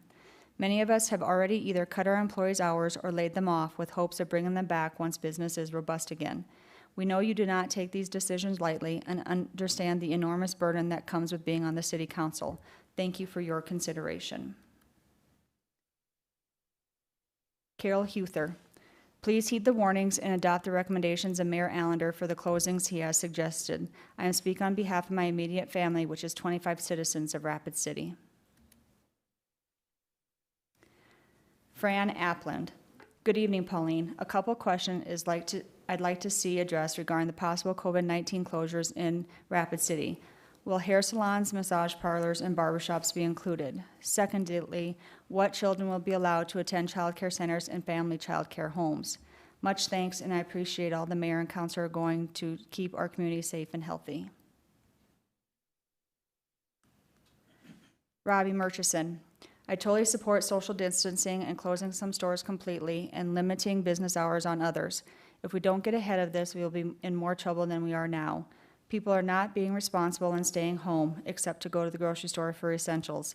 And when I've had to go to the grocery store, people are making a family time of it. No, if they are smart enough to stay home, then make them stay home. Thank you. Gina Nelson. Please tell the City Council to vote with Mayor Allender to support protecting our community tonight. Vote for closure of our city. We need your leadership. Safety has to be our priority. You are leaders we trust. Do the right thing. Thank you. Christy Lane Nemitz. Hi, I am thrilled that Rapid City is considering limiting public businesses. I know a lot of people are upset by this because we do not have any confirmed cases here, but I am positive this is the right path to take to keep us healthy. But I have to ask, if none of the surrounding towns are following suit, will closing our bars and restaurants and non-essential businesses have any effect in containing the virus? I'm afraid that if only we set limits, it would be the equivalent of only washing your hands for 9 seconds, or only distancing yourself from every other person you meet. If this has already been asked, answered, and or addressed, please don't waste anyone's time with mine. Thank you for everything you are doing for our community. Mike Oster. Pauline, I'm not certain you will see this, but I'm completely opposed to such an extreme step in this fight against an admittedly very dangerous enemy. One thing I have learned in over 30 years of military experience is to always be careful to keep actions commensurate to the threat. This is an extreme step that will certainly have far and long-reaching consequences on hundreds of small businesses and thousands of citizens. Further steps to mitigate this threat are certainly warranted, but dropping the atomic bomb on this deal today is simply poor judgment. We have to measure the actions here and not overreact. Stopping the virus is great, but doing it in a way that doesn't cost this great community so much along the way as possible and needs to be pursued. Thanks for the opportunity to share. Stay healthy.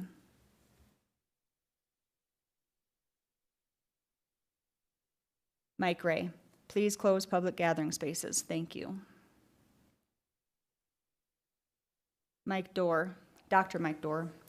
City Council members, please be advised that the governor is making decisions based on current data. Symptoms don't present for 7 to 14 days after transmission, at which testing would happen. Testing takes 2 to 3 days approximately. The current data being used to base decisions is 10 to 17 days past what virus is truly doing. Therefore, you might want to consider acting sooner rather than later if you have any premonition that this can get worse with time. Look to Beadle County for a reference. People keep saying it isn't in western South Dakota. Reality is we just haven't had a positive test result yet. P.S. I'm a small business owner. Nick Anderson. We will never know if we did too much or overreacted. There will be critics who might say it was never that bad. What we will know is if we didn't do enough. That will become rapidly apparent. Jess Holland.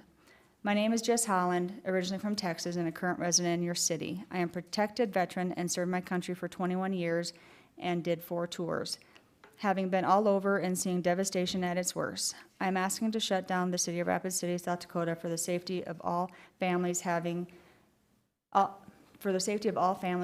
deciphering between monies versus lives should be the priority of Americans. I choose lives. Trent Nelson. I would like to know if these businesses that oppose this closure, if they have enough insurance to cover the lives of every Rapid City resident who contract or has symptoms of this disease. I would 100% track my contacts, and if someone who visited one of these businesses had been contracted the disease and gave it to me, I would for one hold that business responsible. Brent David. As a small business owner myself, the future right now in this climate is daunting. If I'm close my doors, I don't know that my business will be able to recover on the other side of this. I don't know how my household will cope with the loss of income. I do, however, understand that greater need of the health of the community, and as both an entrepreneur and a citizen, I believe this is a time in which sacrifices must be made. No, I have not voluntarily shut my doors. I own a body shop and have vehicles under repair that need to go out the door before I do so. I have taken measures to heavily restrict customer interaction both with myself and with each other. My household demographic is not at high risk, but we are all well aware that this is not the flu. We don't need it in our home, and we don't need the potential of spreading it further, whether it be to the public at large or with our own family. As a business, a citizen, and on the whole as a family, we fully support any decision to shut down or restrict daily business operations in any way, despite the ill effects doing so would have on our livelihood and general prosperity. And as I was reading these, I had more come in. Holly Knox Purley. Thanks so much for the opportunity for public comment. I speak for myself, but I am a member of the medical community. I am a nurse at Monument Health. I beg you to do the right thing and pass this proposed ordinance. While I absolutely sympathize with the small business owners in the room, none of it matters if we are overcome by this illness.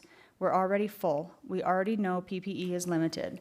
We don't yet have a documented positive case in Pennington County. I'm frustrated by the delays and lack of testing in the state, and because of that, I have serious doubts about the accuracy of testing results and numbers. Thank you for this difficult decision and for your nonstop work in recent weeks. Roy Ulrich. As a local business owner of a photography studio and aesthetic salon, we need to shut everything down sooner rather than later. Do what's best for our city and not what's best for pocketbooks. We will recover. If the ICU director is urging it, we should listen. Canberra Dietz. Thank you, Mayor and City Council. I know this is not a decision you are taking lightly. One major concern I have after hearing others speak tonight, if the employees of these small businesses need income this bad, what is going to stop them from coming to work? Please, we need to shut down. Tessa LaHaye. Some of us have jobs that require us to be leaders and go to work to protect. For us, we don't have the luxury to keep our kids or parents as safe because of this. The least we can do is set limits elsewhere. Please vote to close it down. We need to prevent where we can. We can rebuild our businesses, but not if most of us get sick or worse. Hannah Ferschner. My name is Hannah Ferschner. I have lived in Rapid City my entire life. I do not think that Rapid City is prepared for this and what is to come. Taking no action and no precautions will cause total destruction to our community. Once the virus is here, I fear for how our hospital is going to handle this many people getting sick. Our hospital will not be able to keep up with the amount of people that will become sick. There is no cure. This will ruin our community. You need to vote yes. The lack of business that will happen is minimal to the amount of people who will be sick or people who will die. I have never been so ashamed of my community than I have been in the past year. Between this and the school ban, I cannot. I am 28 years old and, like I said, born and raised. I cannot stress this enough. You will and are losing the young adults in this community. Save our community, please. Thank you. Joshua Ellis. Ms. Sumption, Dawn and I are watching you read emails. This was probably not one I was supposed to read. This is what we are down to for entertainment. Stay well. For the record, they are my friends, so they're going to laugh now that I read that one. Charlie Schlumpberger.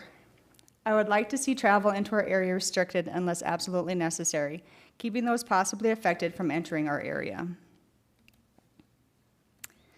Kaylee O'Connell.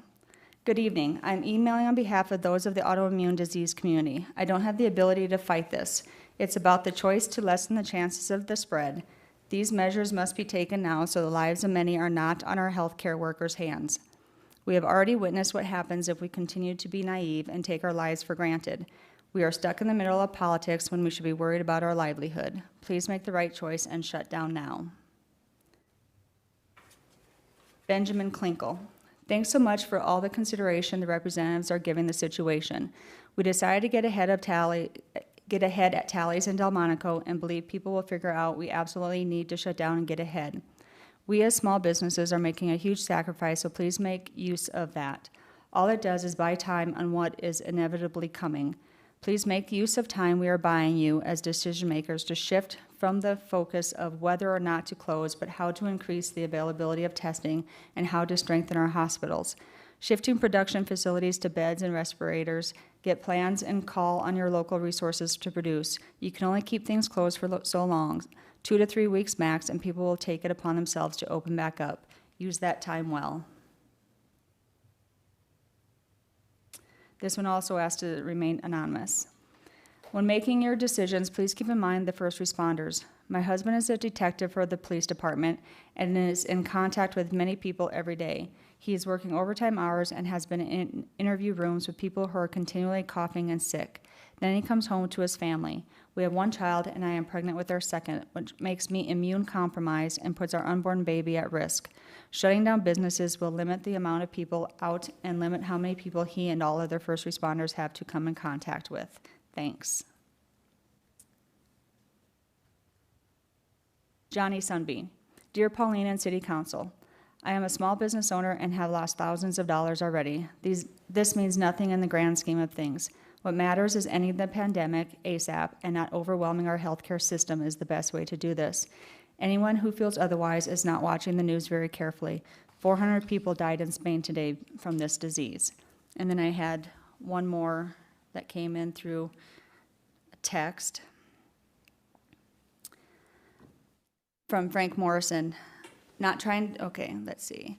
The free market is way ahead of city government, as it should be on this one. People who have stopped going out without being forced by the city, so most of us have closed. It is important to know that some of us will not survive this shutdown and not return to business when it ends. And he says, I just hope that they fully understand the ramifications of any decision they make. I'm going to be okay, but some aren't going to be. And that's it for what I've received at this time.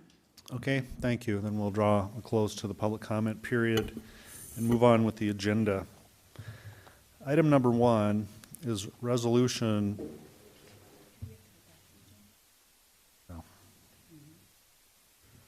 Item number 1, Resolution 2020-022, an emergency resolution to repeal the moratorium on telephonic or electronic meetings and any other previous resolutions on the subject, allowing the city to rely fully on the provisions for meetings under state law.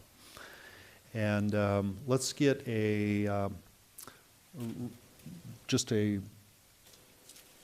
explanation for the audience and those watching what exactly this means. We'll go to our city attorney, Joel Landine. Thank you, Mayor.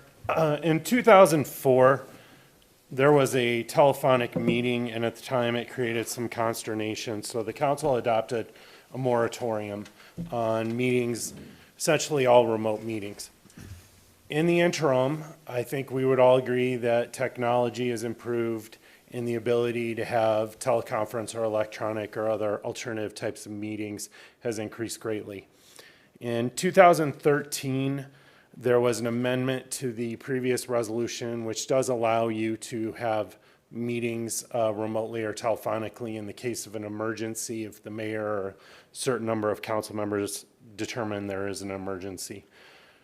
Based on the current climate, I mean, we've discussed repealing this for a number of years. I think the last action was 2013. There were some attempts to repeal it in 2010 and 2011 that were unsuccessful, but generally those provisions had some other attachments to them or other things that ended up tripping up the repeal of the moratorium.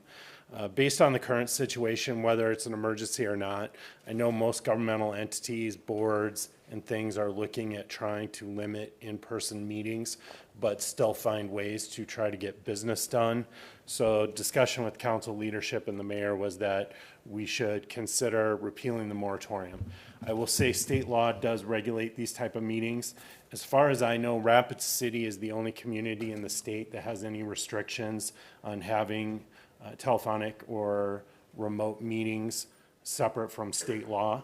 So I believe state law is sufficient to protect the public. They're still required to be public notice, and the public can participate in those meetings. So this resolution would repeal the previous moratorium, and essentially we would rely on state law like virtually every other community in the state does. Okay, thank you. We have a motion to approve from Becky Drury and a second from Lance Lehman. Okay, and seeing no discussion on the item, all in favor of approval of item number 1, say aye. Aye. Opposed? Motion carries.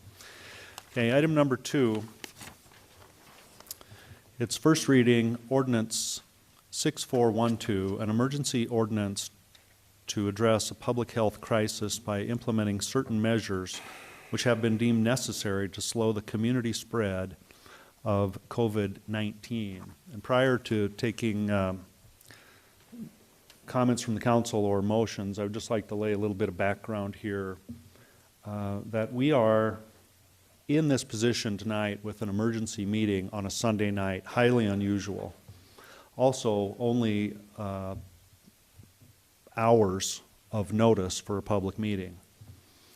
That's because, in large part, if not exclusively, that the issue we are dealing with this virus, the development of the spread, the testing procedures, the advice from local medical professionals, all of this is moving and changing faster than anything I've ever been involved with in my professional career.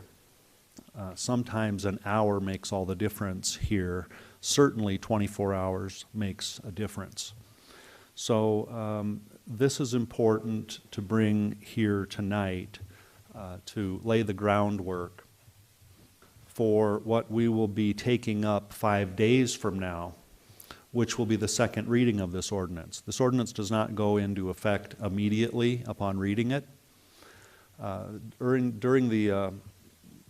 Pursuant to the emergency clause that the governor made and the nature of this, there are some things that we can have a shortcut to getting procedures passed. One of those is the time period required for publication and a 40-day period that type of thing can be dispensed with during an emergency.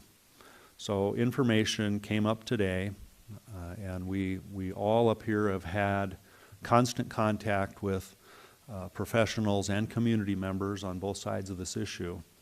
But as far as myself personally, been in contact with mayors across the state of South Dakota. I've had a conference call, which is now turning into a weekly conference call with the mayors and the governor. Had a number of other efforts in coordinating and helping to understand the severity or the likelihood of spread from our local medical advisor, who is Monument Health. The council and I have eyes wide open going into this. As I said in a press conference earlier today, I don't believe there's been action this severe contemplated by our city council in Rapid City since the 1972 flood. This is definitely a game changer. No one here is with a lack of understanding about what this type of thing and what the disease potentially will do to our local economy. The goal here is not to keep us all from being sick. We don't have that kind of power. But the goal is to keep us from all being sick at the same time, which is vitally important.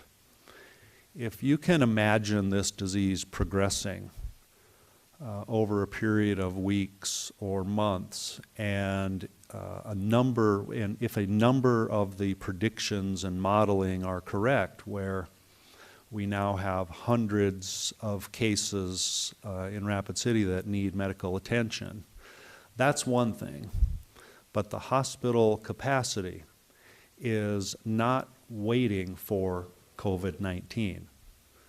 There will not be exclusively COVID-19 patients in our hospital system, because there will continue to be heart attacks and strokes and serious accidents and brain tumors and all types of emergency and very critical care that must be delivered at the same time. So we would be adding all of the COVID-19 cases onto that already burdensome workload.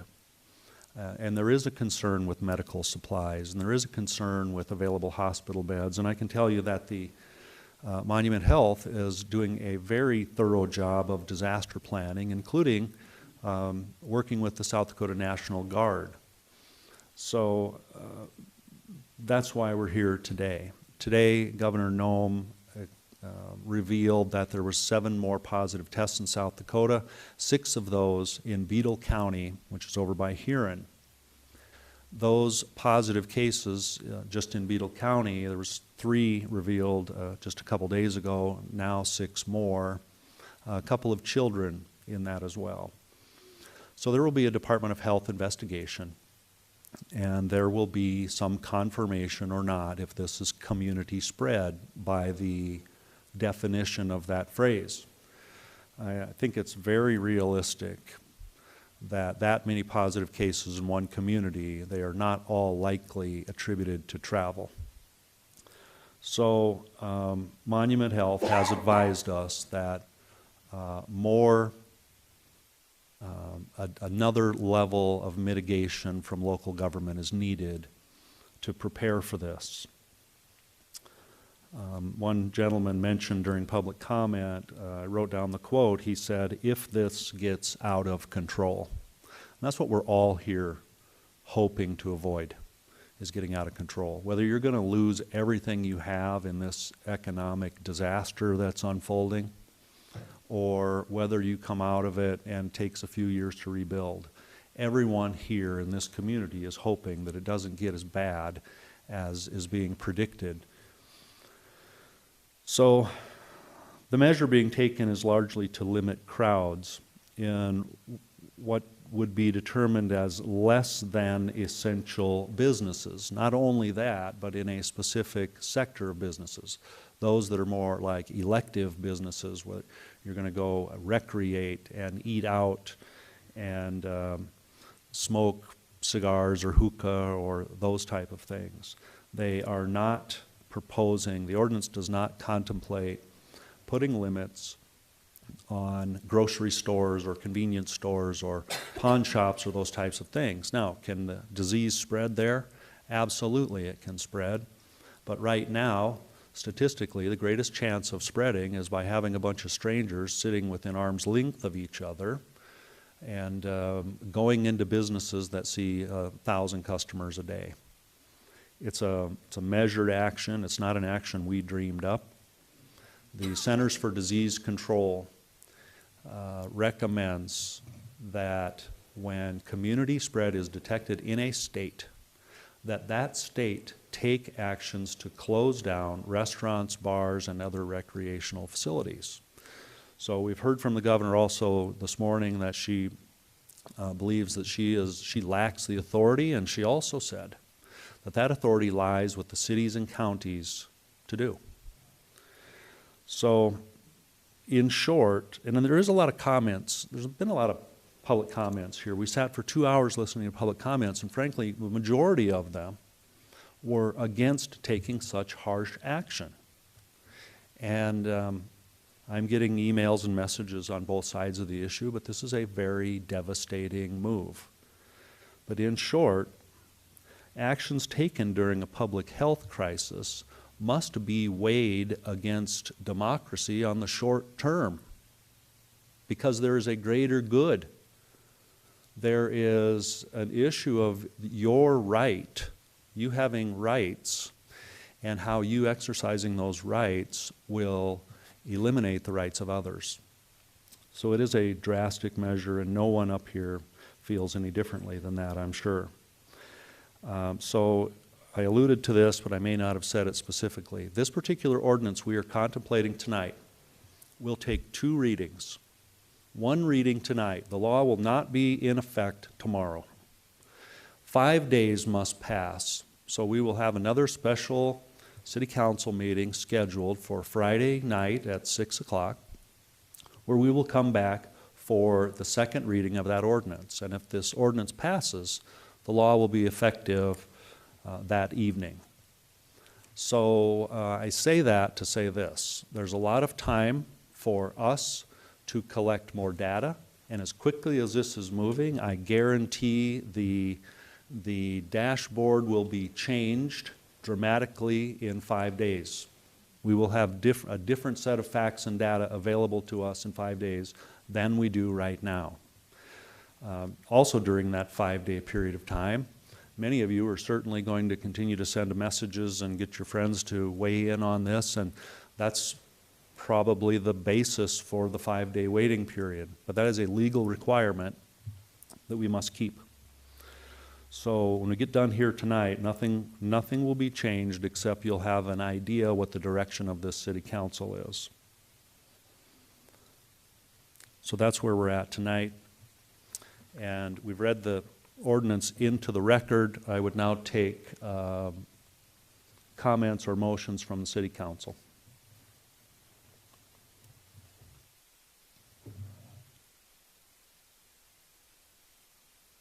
Comments or motions from the city council? Okay, we had a motion to approve from Chad Lewis and a second by Richie Nordstrom. And now we will go to John Robert, or no, we'll go to Becky Drury. Chicken. I'll go first. I think no matter what the timing is on this, we're either going to be too early or too late, because we don't have a magic ball to see the future or even what tomorrow is going to bring us. We're not trying to kill small business. We rely on small businesses. We don't want to see small business go down, or I don't. I guess I should not speak for everyone on the council. But we're not advocating either for a community-wide quarantine. We want people to go out and about and do what they need to do, maybe not what you want to do, but what you need to do, what needs to be done. I am also one that I don't like the government telling me what to do. Just ask Mayor Allender. I don't like him telling me what to do. But it is, we're balancing health and people's livelihoods And I have gone back and forth like this all week. And I don't like that because usually I'm a pretty definitive person. But this is not easy. If you think sitting up here and trying to make these decisions is easy, you're wrong. I don't want to see a small business go down or have to close their doors. That's not what we're here for. We're here for shop local. We want you to succeed because that's what makes our town so great. And I appreciate Governor Noem's leadership. She's done a good job. She's been out in front of this. She's given updates. She's telling all the downfalls of the testing. And she's insisting all the time. She's on TV with her PSAs advocating for us to follow the guidelines, to stay home, wash your hands. Because this is going to come down and affect us all. If it hasn't affected you already, even if you're not a small business person, it is going to affect you. The good thing about this meeting tonight is that it has made everyone much more aware of what's going on. And it's not just China, it's not just Italy, it's also Rapid City. I yield. Bill Evans. Thank you, Mr. Mayor. First of all, I want to thank you for what I consider to be really outstanding leadership during this time of crisis, and the same to Laura. Frankly, I'm very impressed by your intelligent assessment that's been going on and also your leadership, so I'm very proud to be serving with you. Thank you. Now, you did bring up the 1972 flood, and I don't know how many of you people out in the audience lived through that night. Because I know that Darla and I did. I was a senior that year, and in the middle of a concert at Stevens High School, we had the National Guard show up, actually stop the director in mid-beat, and announced that the mayor had declared an emergency. He took a drastic step. He ordered everybody to evacuate out of low-lying areas, to go home, get their stuff, and go up. He said there was a wall of water coming down the canyon. And we were immediately sent home. People that went down to the area along Jackson Boulevard and everything, my friends, they packed up their stuff, and many of us went up to some high-ground homes, and we, had a get-together and played cards for hours that night. Not knowing what was going on. But here's what happened. That was a voluntary evacuation. The people that left, many of them returned in 2 or 3 hours because they didn't believe what had been predicted. And sometime around midnight, that wall of water that our mayor had predicted was coming hit. But they'd gone back to their homes. Had they stayed evacuated, possibly we wouldn't have lost so many hundreds of lives that night. And then I wouldn't have spent the next few days going out and digging through mud trying to find bodies like we did. So I think it's always better to act sooner than later in such things, and to trust your authorities and trust the experts that are used to doing this sort of thing. Now, to me, this virus is similar to that wall of water. It's out there, and it's coming this way. And the fact that you've only got a drop or two coming through your basement window right now doesn't indicate what's going to be happening tomorrow, the day after tomorrow, or in 3 weeks. So I applaud the mayor for his leadership on this issue. I'm totally in support of this. I wish we would have done it a week ago. And perhaps the fact that we are so isolated as a metropolitan area would have protected us so that very few people would have gotten it here. I hope we're not too late with this particular ordinance. So thank you, Mr. Mayor. John Roberts. Thank you, Mr. Mayor. And I'm going to go on the other side of the coin, which everybody knew I would. I think we're going at this a little early yet. Every day for a small business owner is a day they may not be open in the future. And I lived through the flood too, Bill, and we knew it was coming. And we also knew after it was over, the government stepped up and gave us 0% loans and gave us, that's not going to happen here because this is nationwide. Nobody's going to come in and save the small business owner. Nobody's going to come in and save them poor people that might end up homeless because they no longer have a job. You know, it's funny because yesterday I went out and had breakfast. And there was only a few people out that were eating breakfast in this restaurant, and I was kind of surprised how they had changed their business model, how they were cleaning every chair, every table with bleach and sanitizer after everybody got up, how they had taken all of the condiments off the table and were only giving them to people if they were asking for them. But their business model had changed with what was going on. But right after I left that restaurant, I went into Sam's Club. And there was 300 people in Sam's Club, and they were lined up 10 deep at the checkout. So if I'm going to get this, more than likely where I'm going to get it is going to be getting groceries, somewhere essential. You know, last week I had probably the last emergency operation in Rapid City. I had some surgery last week. If I'd had it scheduled this week, I'd had to cancel it. You know, the hospitals are doing a great job. Everybody is preparing, but we're preparing for something that's not here yet, or at least it doesn't look like it's here yet.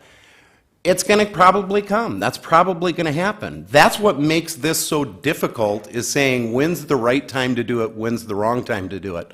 But I can guarantee you one thing, if we shut you down this week, 2 weeks from now, if there's no cases in South Dakota yet, you'll still be shut down because we're going to still be waiting for them.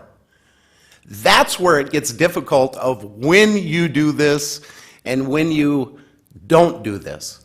Because, you know, it's funny, somebody stood up here before and said, are there any small business people on this council? I am. Do I wish that I still worked for government like I did 6 years ago? Hell yes, because then I'd have a guaranteed paycheck coming in. I took every dime I had out of my retirement to start my business. I've got everything I have invested in my business. Am I going to go broke in 2 weeks, 3 weeks, a month? No, I'm not. I've done very well. But every small business takes time to build up. So these people that started their business a year ago, 6 months ago, 3 months ago, they're the ones most at risk. Just like the people that are working for them. The people most at risk are those people that are out there working for tips, that are working, you know, for minimum wage, that are working, that are going to get laid off, sent home, maybe for a month, maybe for 2 months. We had someone stand at that dais that said 50% of this country can't come up with $500 cash. What's going to happen? And then there's also the trickle down. You know, I have apartments too, and I know some of my renters aren't going to be paying rent over the next month or two. Can I absorb that? Yeah, for a couple of months. But after 6 months, what's going to happen there? Well, I guess the bank would end up owning them, wouldn't they? Because you can't do this indefinitely. The only people that can stay open indefinitely is government. You don't see government saying, we're going to shut you down, but we know you're going to be out of business for the next 2 weeks, 4 weeks, 6 weeks, but we're still going to charge you property tax on your business. We always get our money, one way or another, as government. So, you know, I just cannot say in good conscience that this is the right time to do this. I think we need to see something. Right now, we're just saying, it's gonna come, it's gonna come. We all say, yeah, it's gonna come. It is gonna come. But we're trying to predict that, and one of the few times I'm very, very happy to be living in South Dakota. You know, I lived in the bigger cities before years ago. Well, in fact, my wife is from Seattle, so there's a lot of things going on out there. But we have an economy that's a lot easier to crash in the short term. That's why we've got to juggle this. Okay, Mayor, I'll go because you'll cut me off anyway. Anyway, thank you. All right, thank you. Chad Lewis. Thank you, Mr. Mayor. 68, that's the number I want you guys to think about right now. 68, that's the number of ventilators that are in the city of Rapid City right now. And according to the people I've talked to who are physicians who have no dog in the fight other than they want to save lives, they need between 500 and 1,000 when this starts to really hit. To say we don't have community spread, I think is really being intellectually dishonest, because I think we all know that there's people out there that have this. We just don't have the testing to show it. Show me where the tests are, sir, because we don't have them. We haven't been able to test people because we don't have the tests. They're not getting turned around fast enough. But regardless of that, I don't need to look any further than what's going on in the rest of the world. I mean, you think Rapid City is this island that's not going to get affected by this? It's going to somehow just pass right over us. That's the height of ignorance, and that's the kind of sticking your head in the sand that gets people really hurt. You think I want to shut this down? I'm shutting myself down, folks. I'm shutting my family down. I'm shutting down friends. I'm losing friends because of this that are so passionate about losing their businesses, and they're worried about it, and I totally get that. I mean, that's not something I take lightly, and it's something that really, really bothers me, and I've been struggling with this and the amount of stress that this put on me, and I volunteered to be here, so I'm not complaining about that, but it's just immense. I don't take this lightly. I don't want to be here. I've vacillated my own self about this many, many times, but I look what's going on in the world, and if people die because I didn't take action fast enough, that's just wrong. I mean, it's going to happen. Viruses don't care about all this. The exponential growth is a curve that cannot be denied. You can slow it down, you can flatten it, but it's going to happen. I mean, I guess we're talking about, you know, the biggest thing this country has faced probably is World War II. And that was the greatest generation. And the people that are going to be the most affected by this is the greatest generation. They're going to be they're really vulnerable to this, folks. We have to protect our elders. We really do, our seniors. It's not just the seniors, though. If you look at the statistics right now, the latest admittance into hospitals requiring hospitalizations right now are people between 20 and 54. And, you know, that's 40% of those people, and that's taking ventilators. They're going to have to making doctors make a decision. Do you want to help the younger person or the older person? How would you like to be the doctor that has to make that decision? I certainly don't want to have to make that decision. This decision is hard enough. I just think that I have to take the word of the physicians that really have a dog in this fight as far as saving lives. They're not doing this for their money. They're not doing it for their own self, you know, arrogance or whatever. They're doing it because they think it's the right thing to do, and they're saying we have to act now, and I absolutely believe them. I think that our mayor has done a great job of keeping this calm.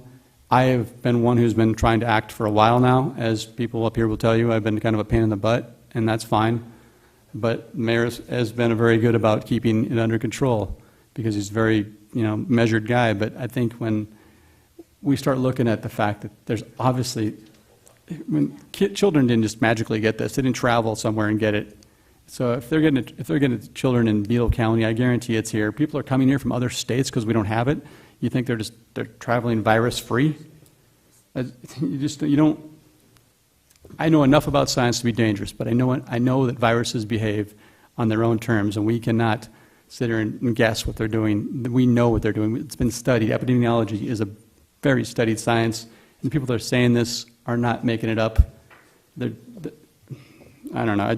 I really don't want to put anybody out of business, but I'm putting myself out of business. We're all going to be out of business anyway if we don't do something. It's going to be, the numbers are out there, and they don't lie. So just think about that. I mean, but work together. The sooner we do this, the faster it's going to be over, and the more manageable it'll be, and less people are going to get hurt. And that, to me, is the most important point here.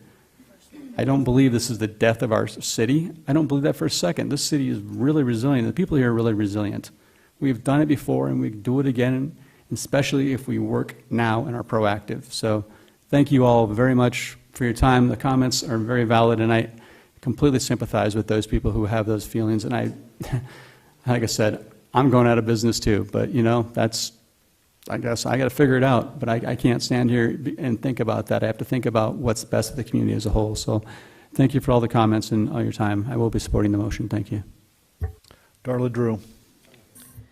Thank you, Mayor. I'd like to echo some of the comments earlier that I thank you for your leadership, as well as Laura and Chad in these situations. It's been rough for all of us, and I'd like to be anywhere else but here tonight. But I'm glad I can be here so I can voice my opinion and hopefully help lead this community towards some kind of common goals of preserving our community and preserving our health. The main fact is small businesses are impacted already. I mean, we're not actually going to really hurt anybody that badly because they're already impacted.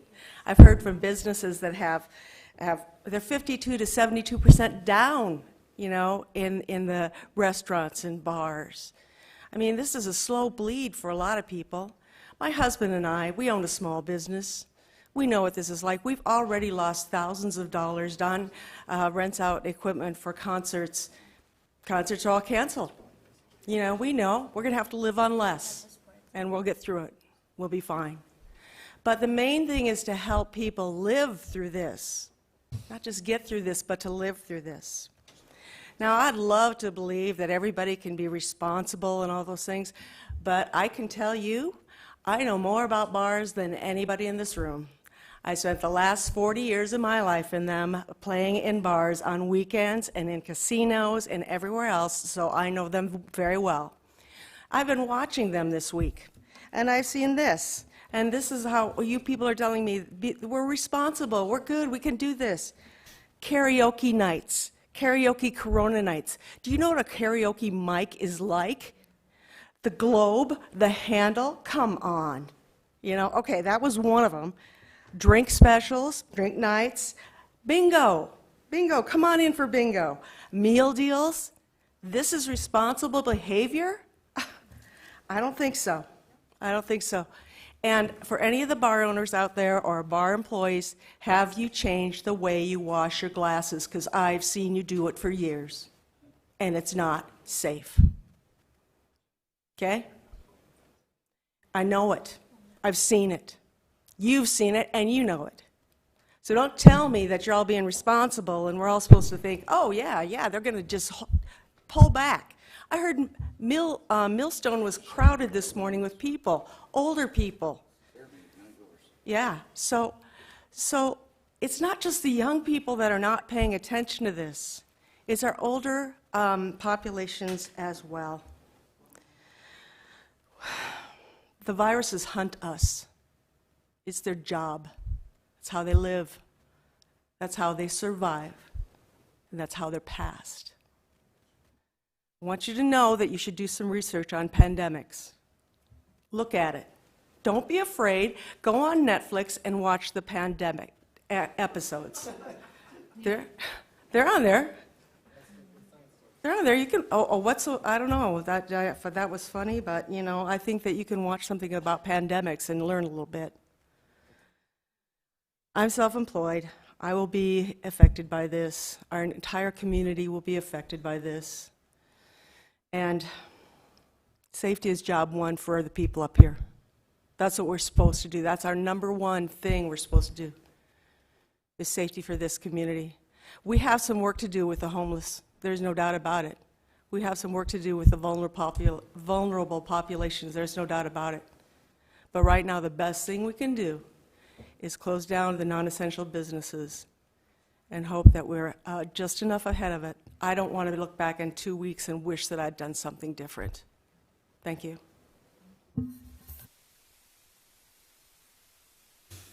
Richie Nordstrom. Thank you, Mayor. I'm one of those people that was going back and forth as well, vacillating. I was watching businesses because of a walkabout that I did yesterday. And usually in downtown Rapid City, it's a very busy, very dynamic place, but it was a ghost town. And as the mayor knows, he and I have been arguing back and forth about which way we should be going on this. I've supported the shutdown before. I was interested in letting businesses self-regulate because I was watching them do that. But I want to make sure that everybody understands that the CDC made a big game changer here just this morning, if I'm reading this correctly. And I saw what they posted up there on the White House website. And that's what changed my mind back to supporting this ordinance.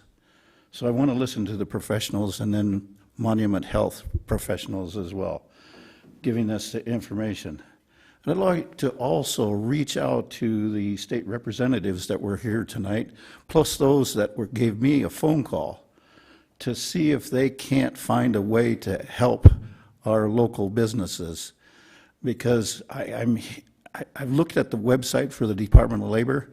There's a comment or two about that from the governor, but I'm not seeing any legislation coming forward. So I'd like to ask them for help to get that assistance to the small business people. And where I was really at Thursday was supporting the health professionals. Then when I took this walkabout and saw that they were doing a self-regulating, I was satisfied with that. But again, the CDC was the game changer. And if you get a chance to read the White House link to what the CDC is reporting, that is what changed it back for me, and that's why I can support this ordinance that we have in front of us. And for the people that are going to run into unemployment, the Department of Labor has a website that can assist for the COVID-19 reemployment assistant eligibility determinations. So some people may be able to apply for that assistance through the Department of Labor. So, and there's more information, and we'll see what happens when it comes up in 5 days when we have to do the second reading on this. Thank you. Mayor, I yield. All right, Greg Stroman. Thank you, Mayor. I appreciate all the people that have given us their input tonight and by email or over the course of the last week. I know I have, and I know many of the members of the council have fielded dozens of emails, phone calls, in-person conferences, talked to more people than I ever thought I'd talk to about a single issue. And I also have gone back and forth. Both sides have valid positions. I mean, we have to balance the safety and the health of the community, which you can't separate the economic health of the community from that either. So this is an extremely weighty decision. And I marvel at the sacrifices that our business community has already made and the self-regulation that they've done. And they've been very responsible in doing that. They've changed the way they've done business in a lot of ways. And they've sacrificed already. And our schools have made drastic decisions, and our churches have made changes, and our court system, everything has changed. And the bottom line, I guess, is that when the healthcare professionals come forward as strongly as they have, the CDC, all the guidance that we're getting from people is that you need to act sooner rather than later. I'm concerned about the limited resources that we have available in the medical community here to deal with a pandemic. I'm concerned about the safety of the healthcare workers themselves and just the overall devastation to the community. And even though I've been on back and forth on this issue, and I know that both sides of the issue have valid points and they're passionate about them, I can't just not do anything, and I can't wait any longer. I think the responsible thing to do is to pass this ordinance, and I'm going to support the passage of the ordinance. Thank you. Thank you. Laura Armstrong. Thank you, Mayor. I just want to start by sharing that I am a medical provider, and I'm also a small business owner. I'm a speech-language pathologist, and I can tell you there is no amount of Clorox and scrubbing that is going to make anything really safe. This virus is airborne. So you can scrub seats and walls and tables and condiments and everything else. This is airborne.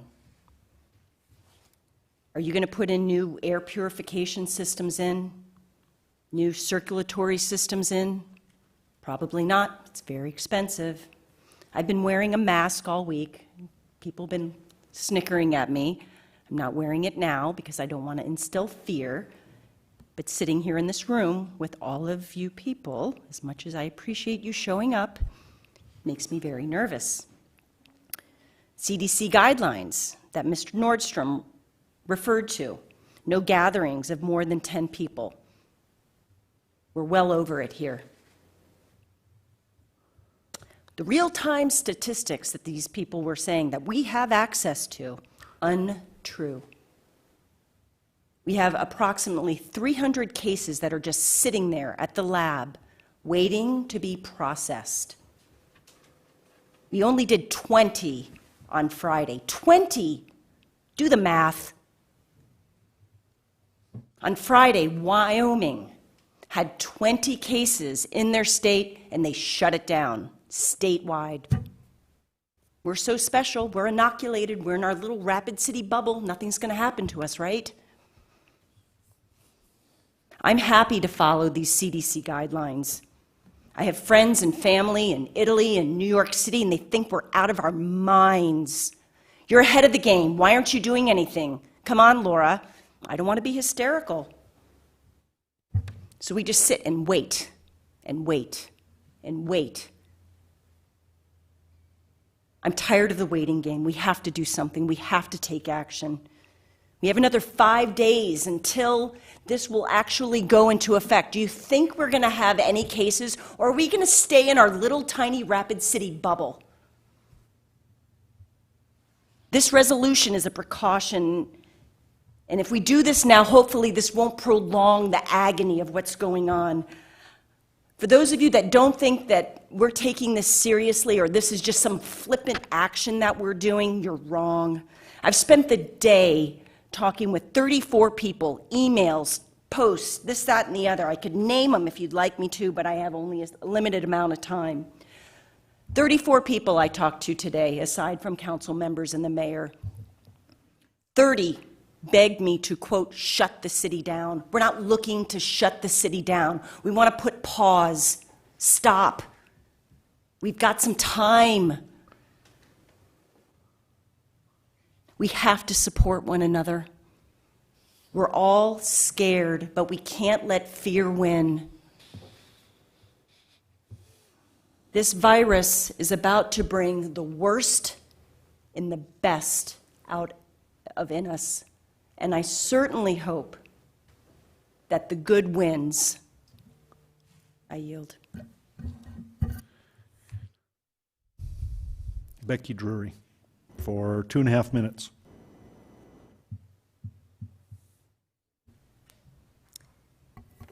Thank you, Mayor. Thank you, fellow council members. It's important, or we wouldn't be here on a Sunday night.